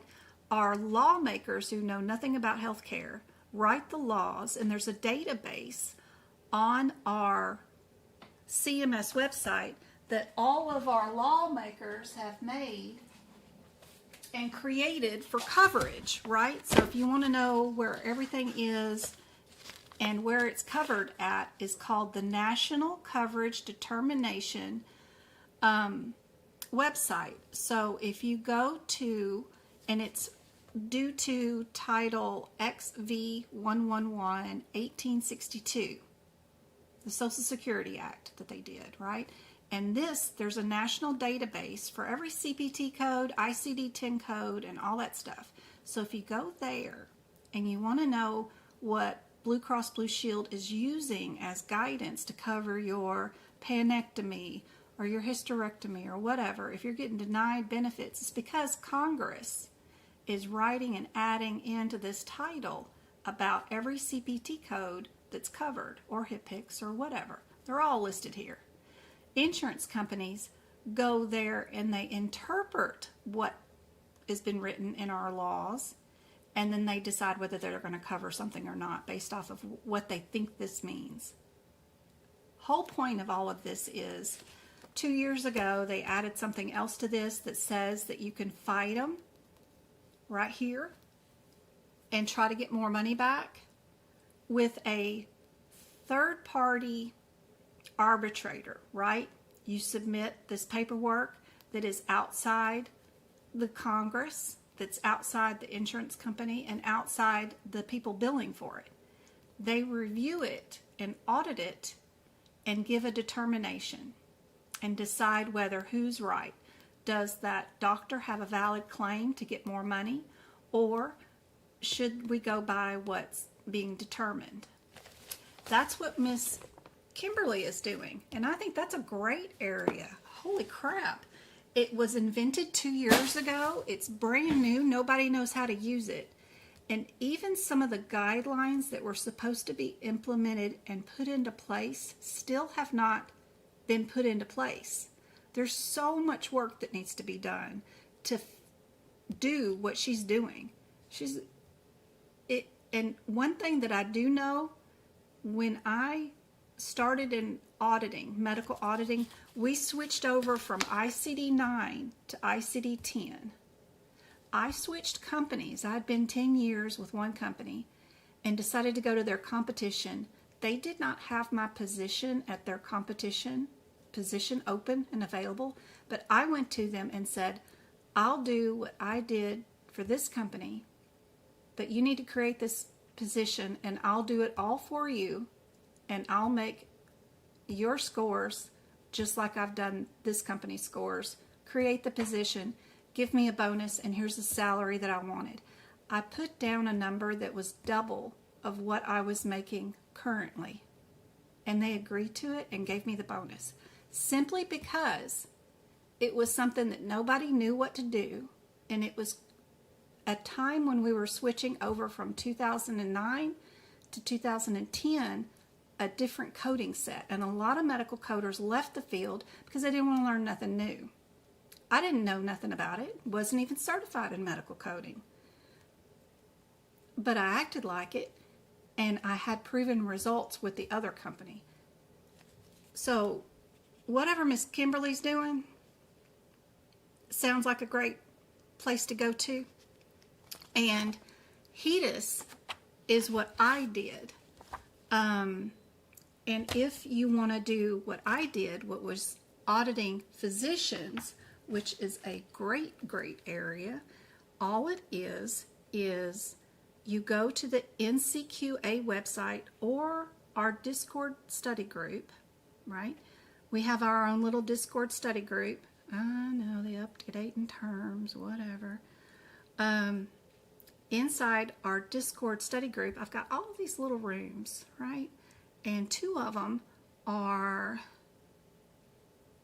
about job resources, job assessments and job resources. But I also have one room that is called HEDIS. HEDIS is super easy. All it is using CPT codes and ICD-10 codes to audit your physicians. And I have it right there. It's under HEDIS measurements. If you go there, I've got 4 PDFs here, and it tells you what the measurements are, what the CPT codes are, and they don't change. So what you do is your EHR system will have a list of all the patients that got diagnosed with, like, pharyngitis. If your doctor used that ICD-10 code and then that patient got an antibiotic within 3 days before or after that diagnosis, then it's counted against them because it's overutilization of antibiotics on a virus that it won't do any good for. They need to stop using that if they're going to use antibiotics and start using cough, sore throat, runny nose, right? That's all these HEDIS measurements are. They're set in stone. They're something super easy, and they don't change. A lot of stuff in medicine changes a whole bunch, but these measurements don't.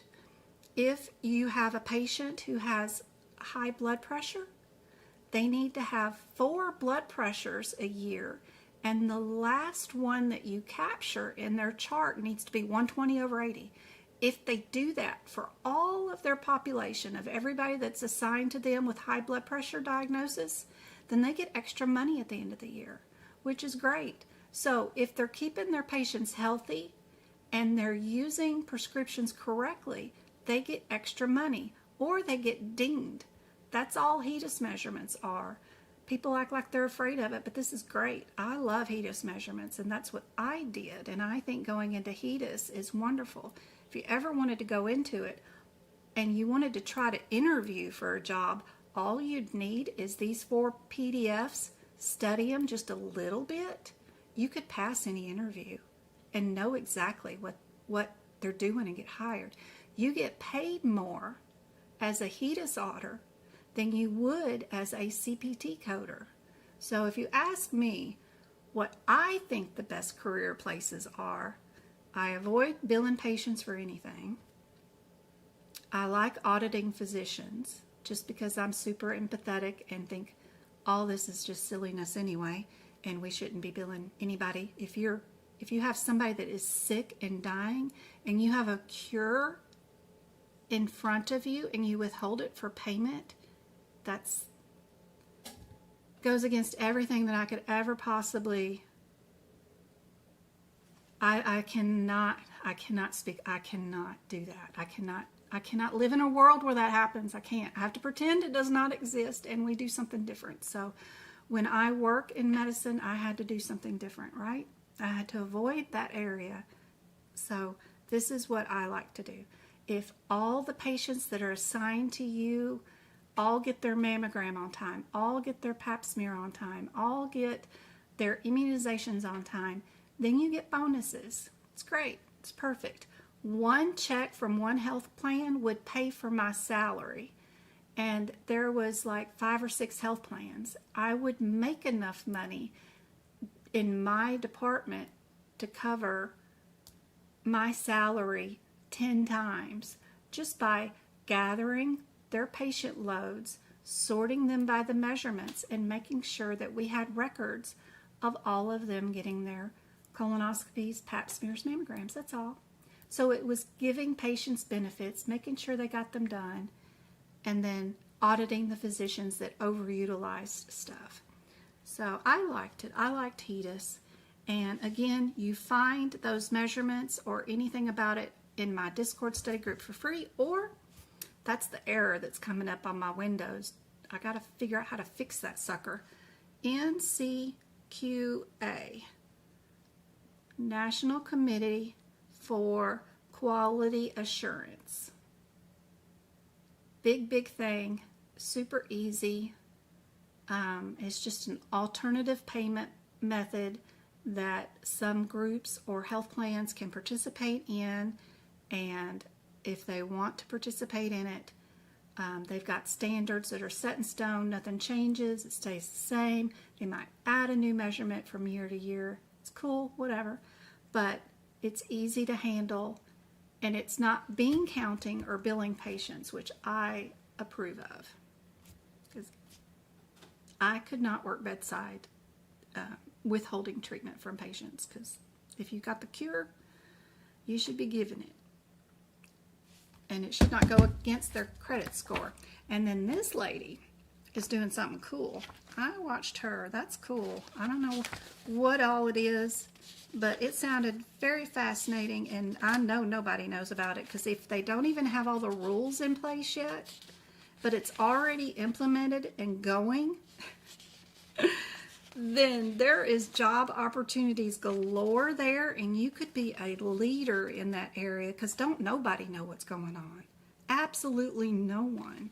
And you would be there in the front before anybody else and stick your feet in it and make it whatever it is. So I'm sure she goes in here and tells you more about whatever it was. I can't remember what it was. But I know it has everything to do with that national determination, and then having a third-party arbitrator. Having some place where surgery centers can go and talk about it.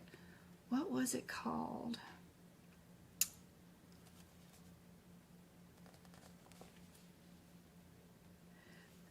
Federal Independent Dispute Resolution, IDR. That's what it was. Process. That will be great. You want to talk about dispute resolutions and getting your foot in the door and don't nobody know what's going on, but then being able to have your foot in the door and starting entry level because nobody knows what it is. That sounds like it's be a great place, because the law went into effect January 1st, 2022. We are slow. We're the last country on the planet that even still uses ICD-10 books. Everybody else has moved on to ICD-11 on this planet. No one uses ICD-10.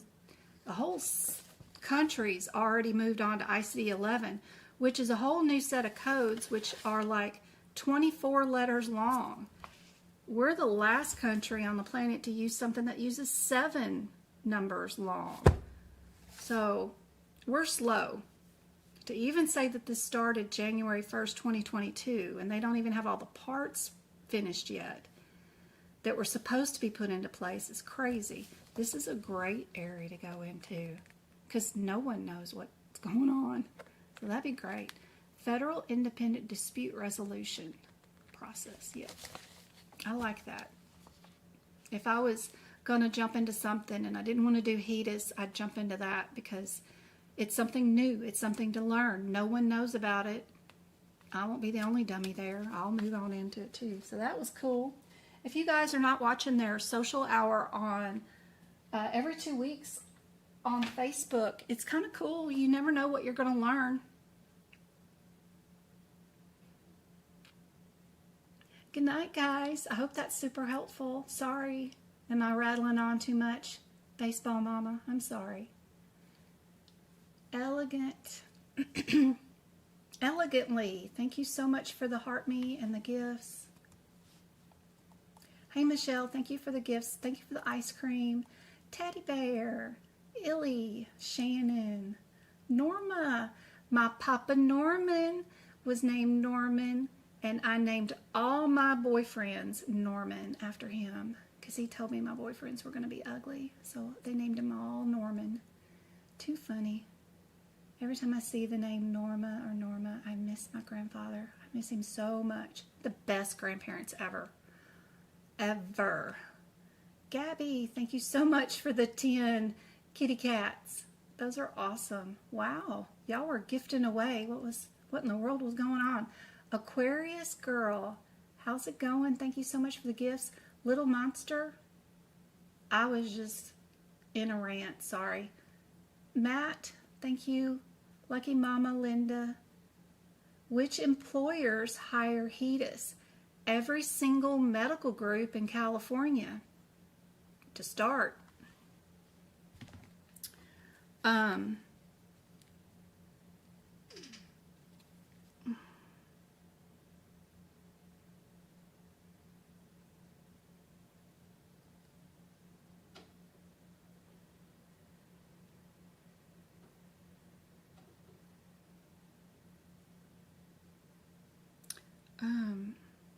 Report card. So if you go to the california.gov website, there is a California group ratings on the california.gov website, and you can pull up and see what their HEDIS scores based off those HEDIS measures. You remember me telling you about the pap smears and all that stuff? You can go in, go to that report card, pick your county like San Bernardino or whatever, and then you can pull up every single medical group. And here's their HEDIS scores based off of their asthma care, their heart care, their preventative screenings, their vaccines, and you can see what their scores are compared to any other group. So if they want their scores to look like a piece of crap, or if they want to look good like Kaiser Permanente, then they're going to care about HEDIS scores. I used to, when I did this, put my scores that needed to beat Kaiser, because Kaiser was always the winner of all of them, and I made it to where my scores were better than Kaiser, and I won the Bassinger Award twice for my medical group out of California because I got my scores better than Kaiser, which is unheard of. And they only give that award out to one medical group per year out of all of California, and I won it twice, and I was just one person. Kaiser's got teams of auditors that work for them, like a whole floor full of them, and I beat them out. But I just made it a game, right? If this is the score, what is everybody else scoring? And then who do I have to beat? And then that's what I made it. And then I made it my own little competition. And because you got to keep it exciting for yourself. So everybody hires for HEDIS measures. Every one of them. If they don't want bad scores on the California Gov website, you know. Plus, they get multi hundreds of thousands of dollars checks for having 5-star ratings, 4-star ratings. You don't get any money if you're 3 or less, so you have to make more to get the big checks, right? So anyway, pretty cool. And I worked totally remote from home. Yeah, you can go on the Bassinger website where the wife gave out the awards, and you'll see me up there twice. One year was the year my dad died too. I was super sad that day. It was the first day I went back to work after he passed. But I was given the award right after he passed. That was my second time. Around 2013 or something or another. Yeah. But I was there. I was just not smiling as much. But pretty cool. Pretty cool. Everybody hires for HEDIS measurements. It's a great way to make extra money throughout the year. You're getting all these denial claims, and you've already got the information. You've got the patient's name. You've got the CPT codes, what you've got done, what you don't have done. You've got the records. It's all there. You just need to organize it so that it gets uploaded into the NCQA auditor's information so that your scores can go up. Super easy. It's not hard at all. There's a roadmap to it and everything. So I love that. And then there's always new opportunities throughout healthcare to do all kinds of things anywhere. The CPC will take you far. You don't even have to do CPC stuff, but just having it opens up the door. And that Kimberly lady said that that's in her job description, that if you're a CPC, you can do it. It's part of what they're hiring for on the federal level. You get pension for that. I don't even have a pension. So federal stuff is great jobs, right? Oh, is it time? You got to figure out how to get a job. Just go find the job you want. Make your resume appear to be exactly what they need, right? And find out all the information that you need to know for that interview, right? If they say they're using MDX software and you don't know what MDX software is, go to their sales team at mdxsoftware.com. Email them and say that you're doing a presentation on their software. Do they have any educational material they'd like to pass on to their physicians? They'll email you back. Tons of information. Learn all you can about whatever's in that job description that you want to know about, right? Don't use Sally Sue, is a baseball queen email address. Use Jennifer Jones CPC email address, right? Use something professional, but heck yeah, they'll probably sign you up on their MDX system and let you play around on it. The sales team will bend over backwards to send you some educational material or some screenshots or something, so that when you interview for that job, if there are spaces in your interview that you don't know or haven't used that system, instead of answering, no, I don't know how to use that system, or no, I've never used it before, you'll say, oh, I've already been I've already been in contact with their sales team. I've gone through their educational material. I feel very confident about being able to put the patient's name and date of birth in and pulling their system up. I love their system. You can talk about the good things about their system, what you would like to see improved in their system, right? You could always offer that information up, that you forethought for that too, and impress an interviewer. All it is a flash, and an interview is the job company making out like they're this, that, and a bag of chips, right? That they've got this big opportunity that you're going to actually hate one of these days, right? Because it turns out to be crap and a lot of work, but whatever. And then you're supposed to be fluffing yourself up like a peacock too, right? So it's all about fluff, and it's all about what to say and how to get around what you say.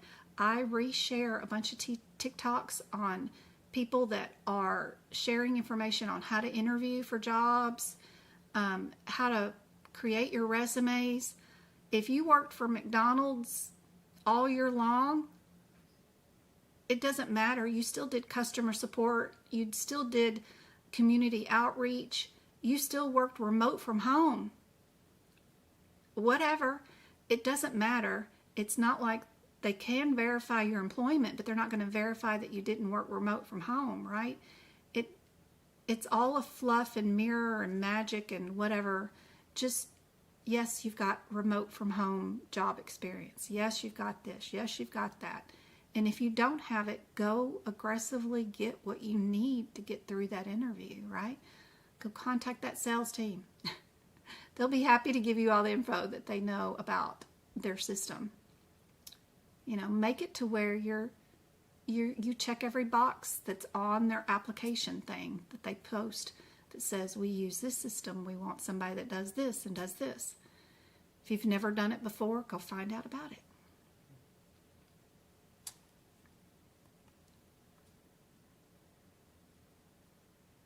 Oh, no worries, Abby. Somebody was asking me about a job. It's raining in South Carolina. We had a little rain here in Fort Mojave. It made it on TikTok. We had some rivers down there on Camp Mojave Road, but we fared out fine right here.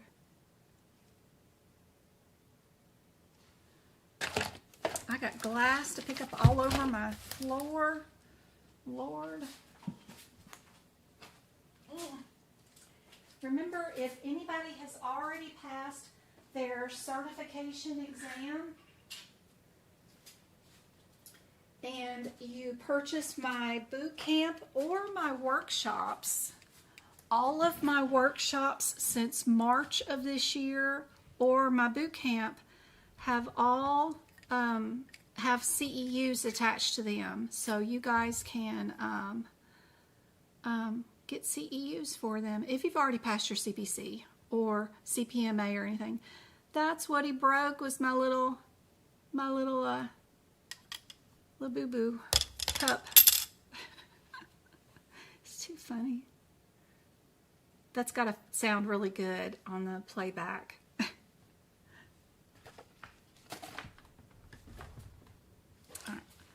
ICD-10 guidelines. What do we need to know about our ICD-10 conventions here? What's important about this sentence is, of course, it's about our alphabetical index and our tabular list, but also you need to know that there is 4 different indexes, right? You've got your alphabetical index, you've got the index of diseases and injuries, you got your index of external causes and injuries, you've got your table of neoplasms, and your table of drugs and chemicals. So those 4 things, they aren't what they projected. My Papa Norman, Mr. Norman again, told me a long time ago, no one knew how much it was going to rain except for the trees. If you go outside and you don't see their leaves turning upside down and curling into a cup, then it ain't going to rain much. If they stay open, then it ain't, and droopy like leaves are, it's not going to rain much. If you see them cupping up a whole bunch or almost closed, then it's going to storm because they're trying to hold on to their stems, right? But if it's just going to be a good, nice rain, they'll open up with a big cup, right? I don't know. He always said, don't pay attention to the weather, man. Go look for yourself. It's right there on the trees. It'll tell you if it's going to rain a lot or a little.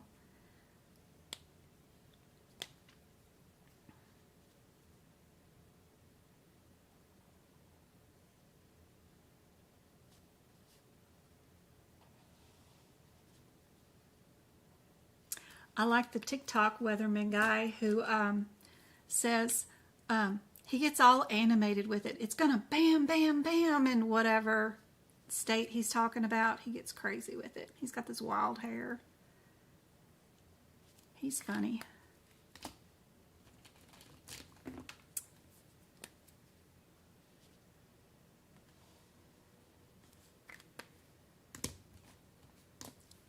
So another area to know on the certification exam is your 4 different tables, right?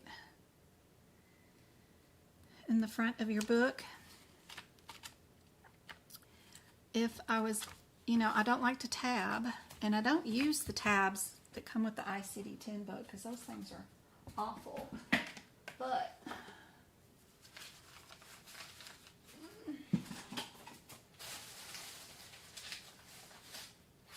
usually pull these things out of the CPT books, and as I get new books, if I'm going to tab anything in the ICD-10 book, I'll tab it up at the top. One of them for our alphabetical index, because the rest of the book is all color-coded perfectly. Love it. You can tell exactly when another chapter starts, and you don't need the tabs at all. In fact, they get in your way. But up here, in these, gray or grayer, it's hard to find the beginning of each different one, because sometimes I only need to look at the diseases and injuries, but then sometimes I need to look for that one that's over here. You see how difficult this is to find the neoplasm one, right? Because it's just darker gray, but you can't see it because the lighter gray gets in the way. But there's a tiny little darker gray in between. And finding that is awful. So then I'll use a tab for my neoplasms up here at the top. And then after my neoplasms, I need to find the drug and chemicals. So I'll use a tab for that one. And then I'll need to find my external causes one. And I'll do a tab for that one. But these are just tabs that I do at the top of the book and at the beginning when I get a brand new one for my ICD-10 book. And it'll just be those 4 tabs. That's all I use for ICD-10 book. I know my alphabetical index is here, right? Then we've got our neoplasms, our drugs, and our external causes. And I'm good after that. The rest is all tabbed by the colors. And those are great. Don't need to do anything with those. Those are perfect. So that's what I do for my books right there. There are usually a couple of pages that I like to tab. Like there's one around the heart attack one. Used to be a question on the certification exam. It was, where am I at? And then there's a fracture one that I like to tab because they got some cool pictures in here, right? What's my heart attack ones? So my eyes. Around here, they got a cool picture of what the thickening of the heart, this page right here. So I'm in the 2026 book. But in the 2026 books, they got this great picture on 707 that shows me what a dilated myocardiopathy looks like, and then what a thickened heart muscle looks like, and then what a inflammatory heart muscle looks like. I love those pictures.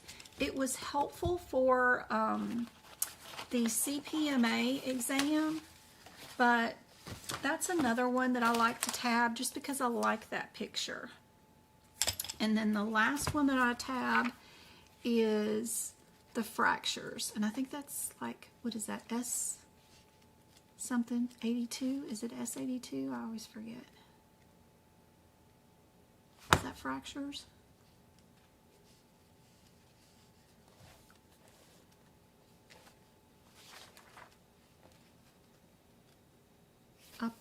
Probably have to, yeah, we got fractures here, so I'm close. There's a picture, used to be, I don't know if they still had it in here, of all the different fractures of, you know, spiral, green stick, all that kind of stuff, and it's a cool picture. It's not in the front of the book, and I like that one. It's at S72. I was one number off, not S82, but S72.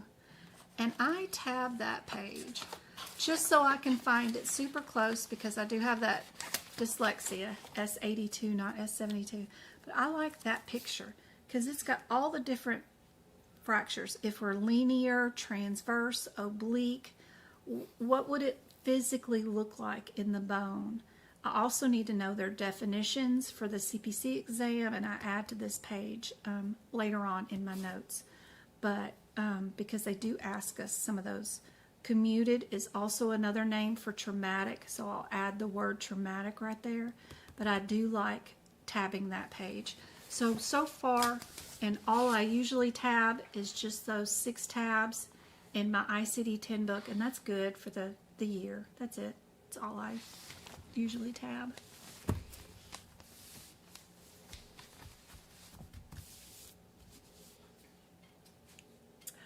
You got the boot camp? Good.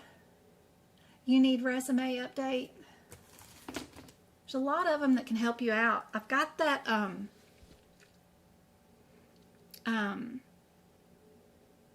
I think Tiffany Roach works with one. Of course, AAPC works for one. But I don't like using one resume for every single application you send out. I think each application should be updated a resume, right? So that's one issue I have. But if somebody rewrites it for you, then cool. But don't be afraid to amend it based off who you're submitting it to. Be careful. Don't submit your resumes like on Indeed, LinkedIn, none of those job headhunter sites. Go directly to, whatever medical group it was, Heritage Medical Group. Go to their website, go to the careers page, and apply there. After you apply there, call HR department and ask them about the status of your application. Have they had a chance to review it? Do they have 10 minutes to do a Zoom meeting with you to talk over the job descriptions? If you're there and you're a squeaky wheel calling them after you've already submitted it, then you already got a foot in the door and they know who you are, the time-wise, right? So call them, do a cold call. Say, hey, I was just checking on my application I submitted on this day. Do you happen to have time for a 10-minute Zoom? I can send you a link. Your email address is this at heritage.com, right? I can send it right now. Don't give them a chance to say no. Don't pause in your sentence. Just do the salesman technique, right? You want to know how I made 6 figures before I left the freaking healthcare field and stayed home with you guys?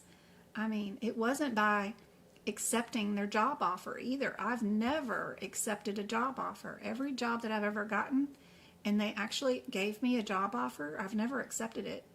I said, well, is that the best you can do? What about this bonus? Or I want more PTO time, or I want guaranteed off on these holidays, or I want additional this, that, and the other thing. I've never, ever accepted a first offer because that's always their lowest offer. But I'm not an employment coach of any sort. I've had a lot of careers, but technically my last interview was around 9/11 time. So I moved from Tennessee to California. And I went to one interview. And they gave me a job offer. And I said, I'm not leaving the house for that much money. Nope. It's my exact words. I probably should not have said that. But I said, nope. And I said, well, are you getting offers for that much money? I'm like, yep. And I'd only interviewed with them. I'm like, yep, I'm getting offers for that much money. That's what I want. And they came back to me and offered it to me. And I stayed. And I switched over from OB and did pediatrics then.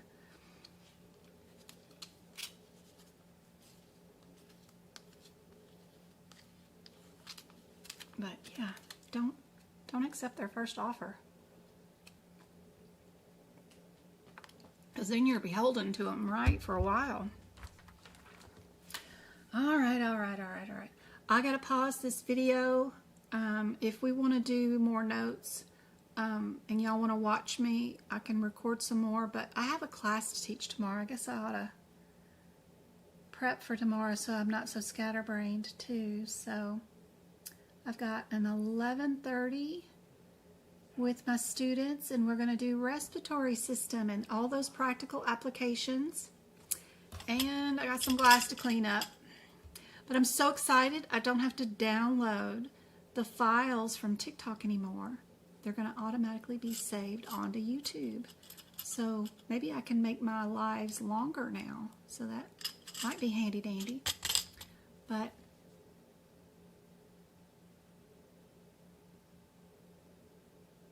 what to do when the director pumps out productivity from 50 accounts to 80 accounts a day? Can we ask for more money? You can't renegotiate your terms once you've accepted terms. They can add on more work to you. You need to keep track of that for annual review time, and when they offer you a raise, right, in your annual performance, you need to have all those situations documented, because HR will magically forget about all that, right? And when you get your 30-cent an hour raise at your annual, you need to bring forth all the evidence. Well, my contract this year, when I signed it, was for this many cases. You have increased the workload by this many cases. I've met your expectations and gone over and above. I do not accept a 30 cents an hour raise. I expect, since I increased production by this amount, that equates to this amount hourly wage. So you can't demand it at the beginning when they demand more work out of you, but it is absolutely something that you need to keep track of, and get your expectations for a salary increase of $2 to $3, $4 an hour instead of 30 cents an hour, because your productivity increased by almost half, right? So you need almost that more income. So save it all for annual review time.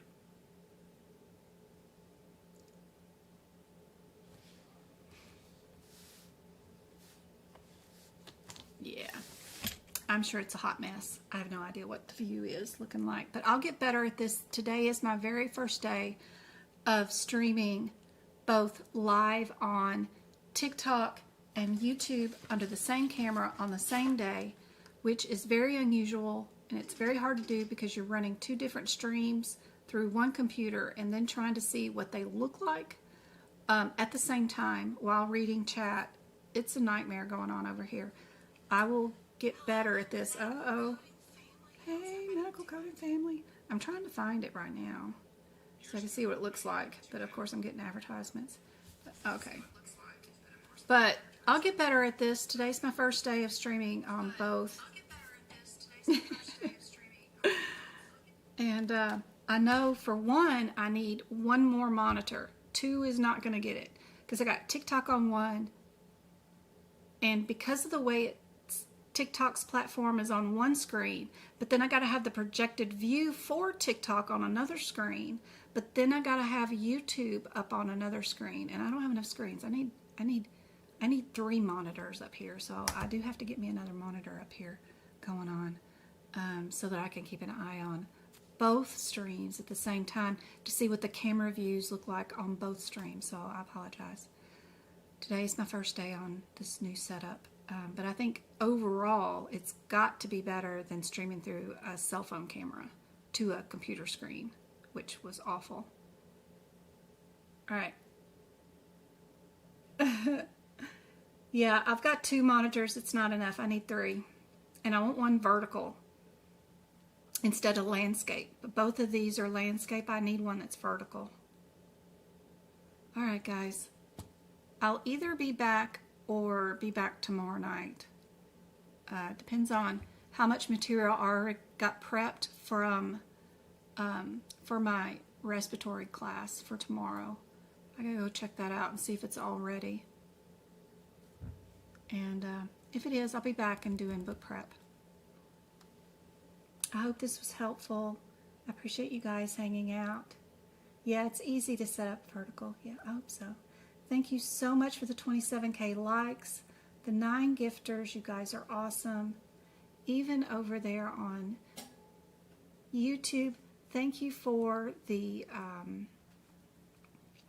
what do they call that? I keep getting the super chat gifts or the super stickers that you guys send on videos or during the live. Those are really cool. Thank you so much, guys. And all the thumbs up on YouTube. They matter so much on the videos. I really appreciate the thumbs up on those. Thank you, thank you, thank you. And if y'all need anything, I'll be back for sure on Monday, October the 6th on a live stream for TikTok and YouTube. I hope to see you guys then.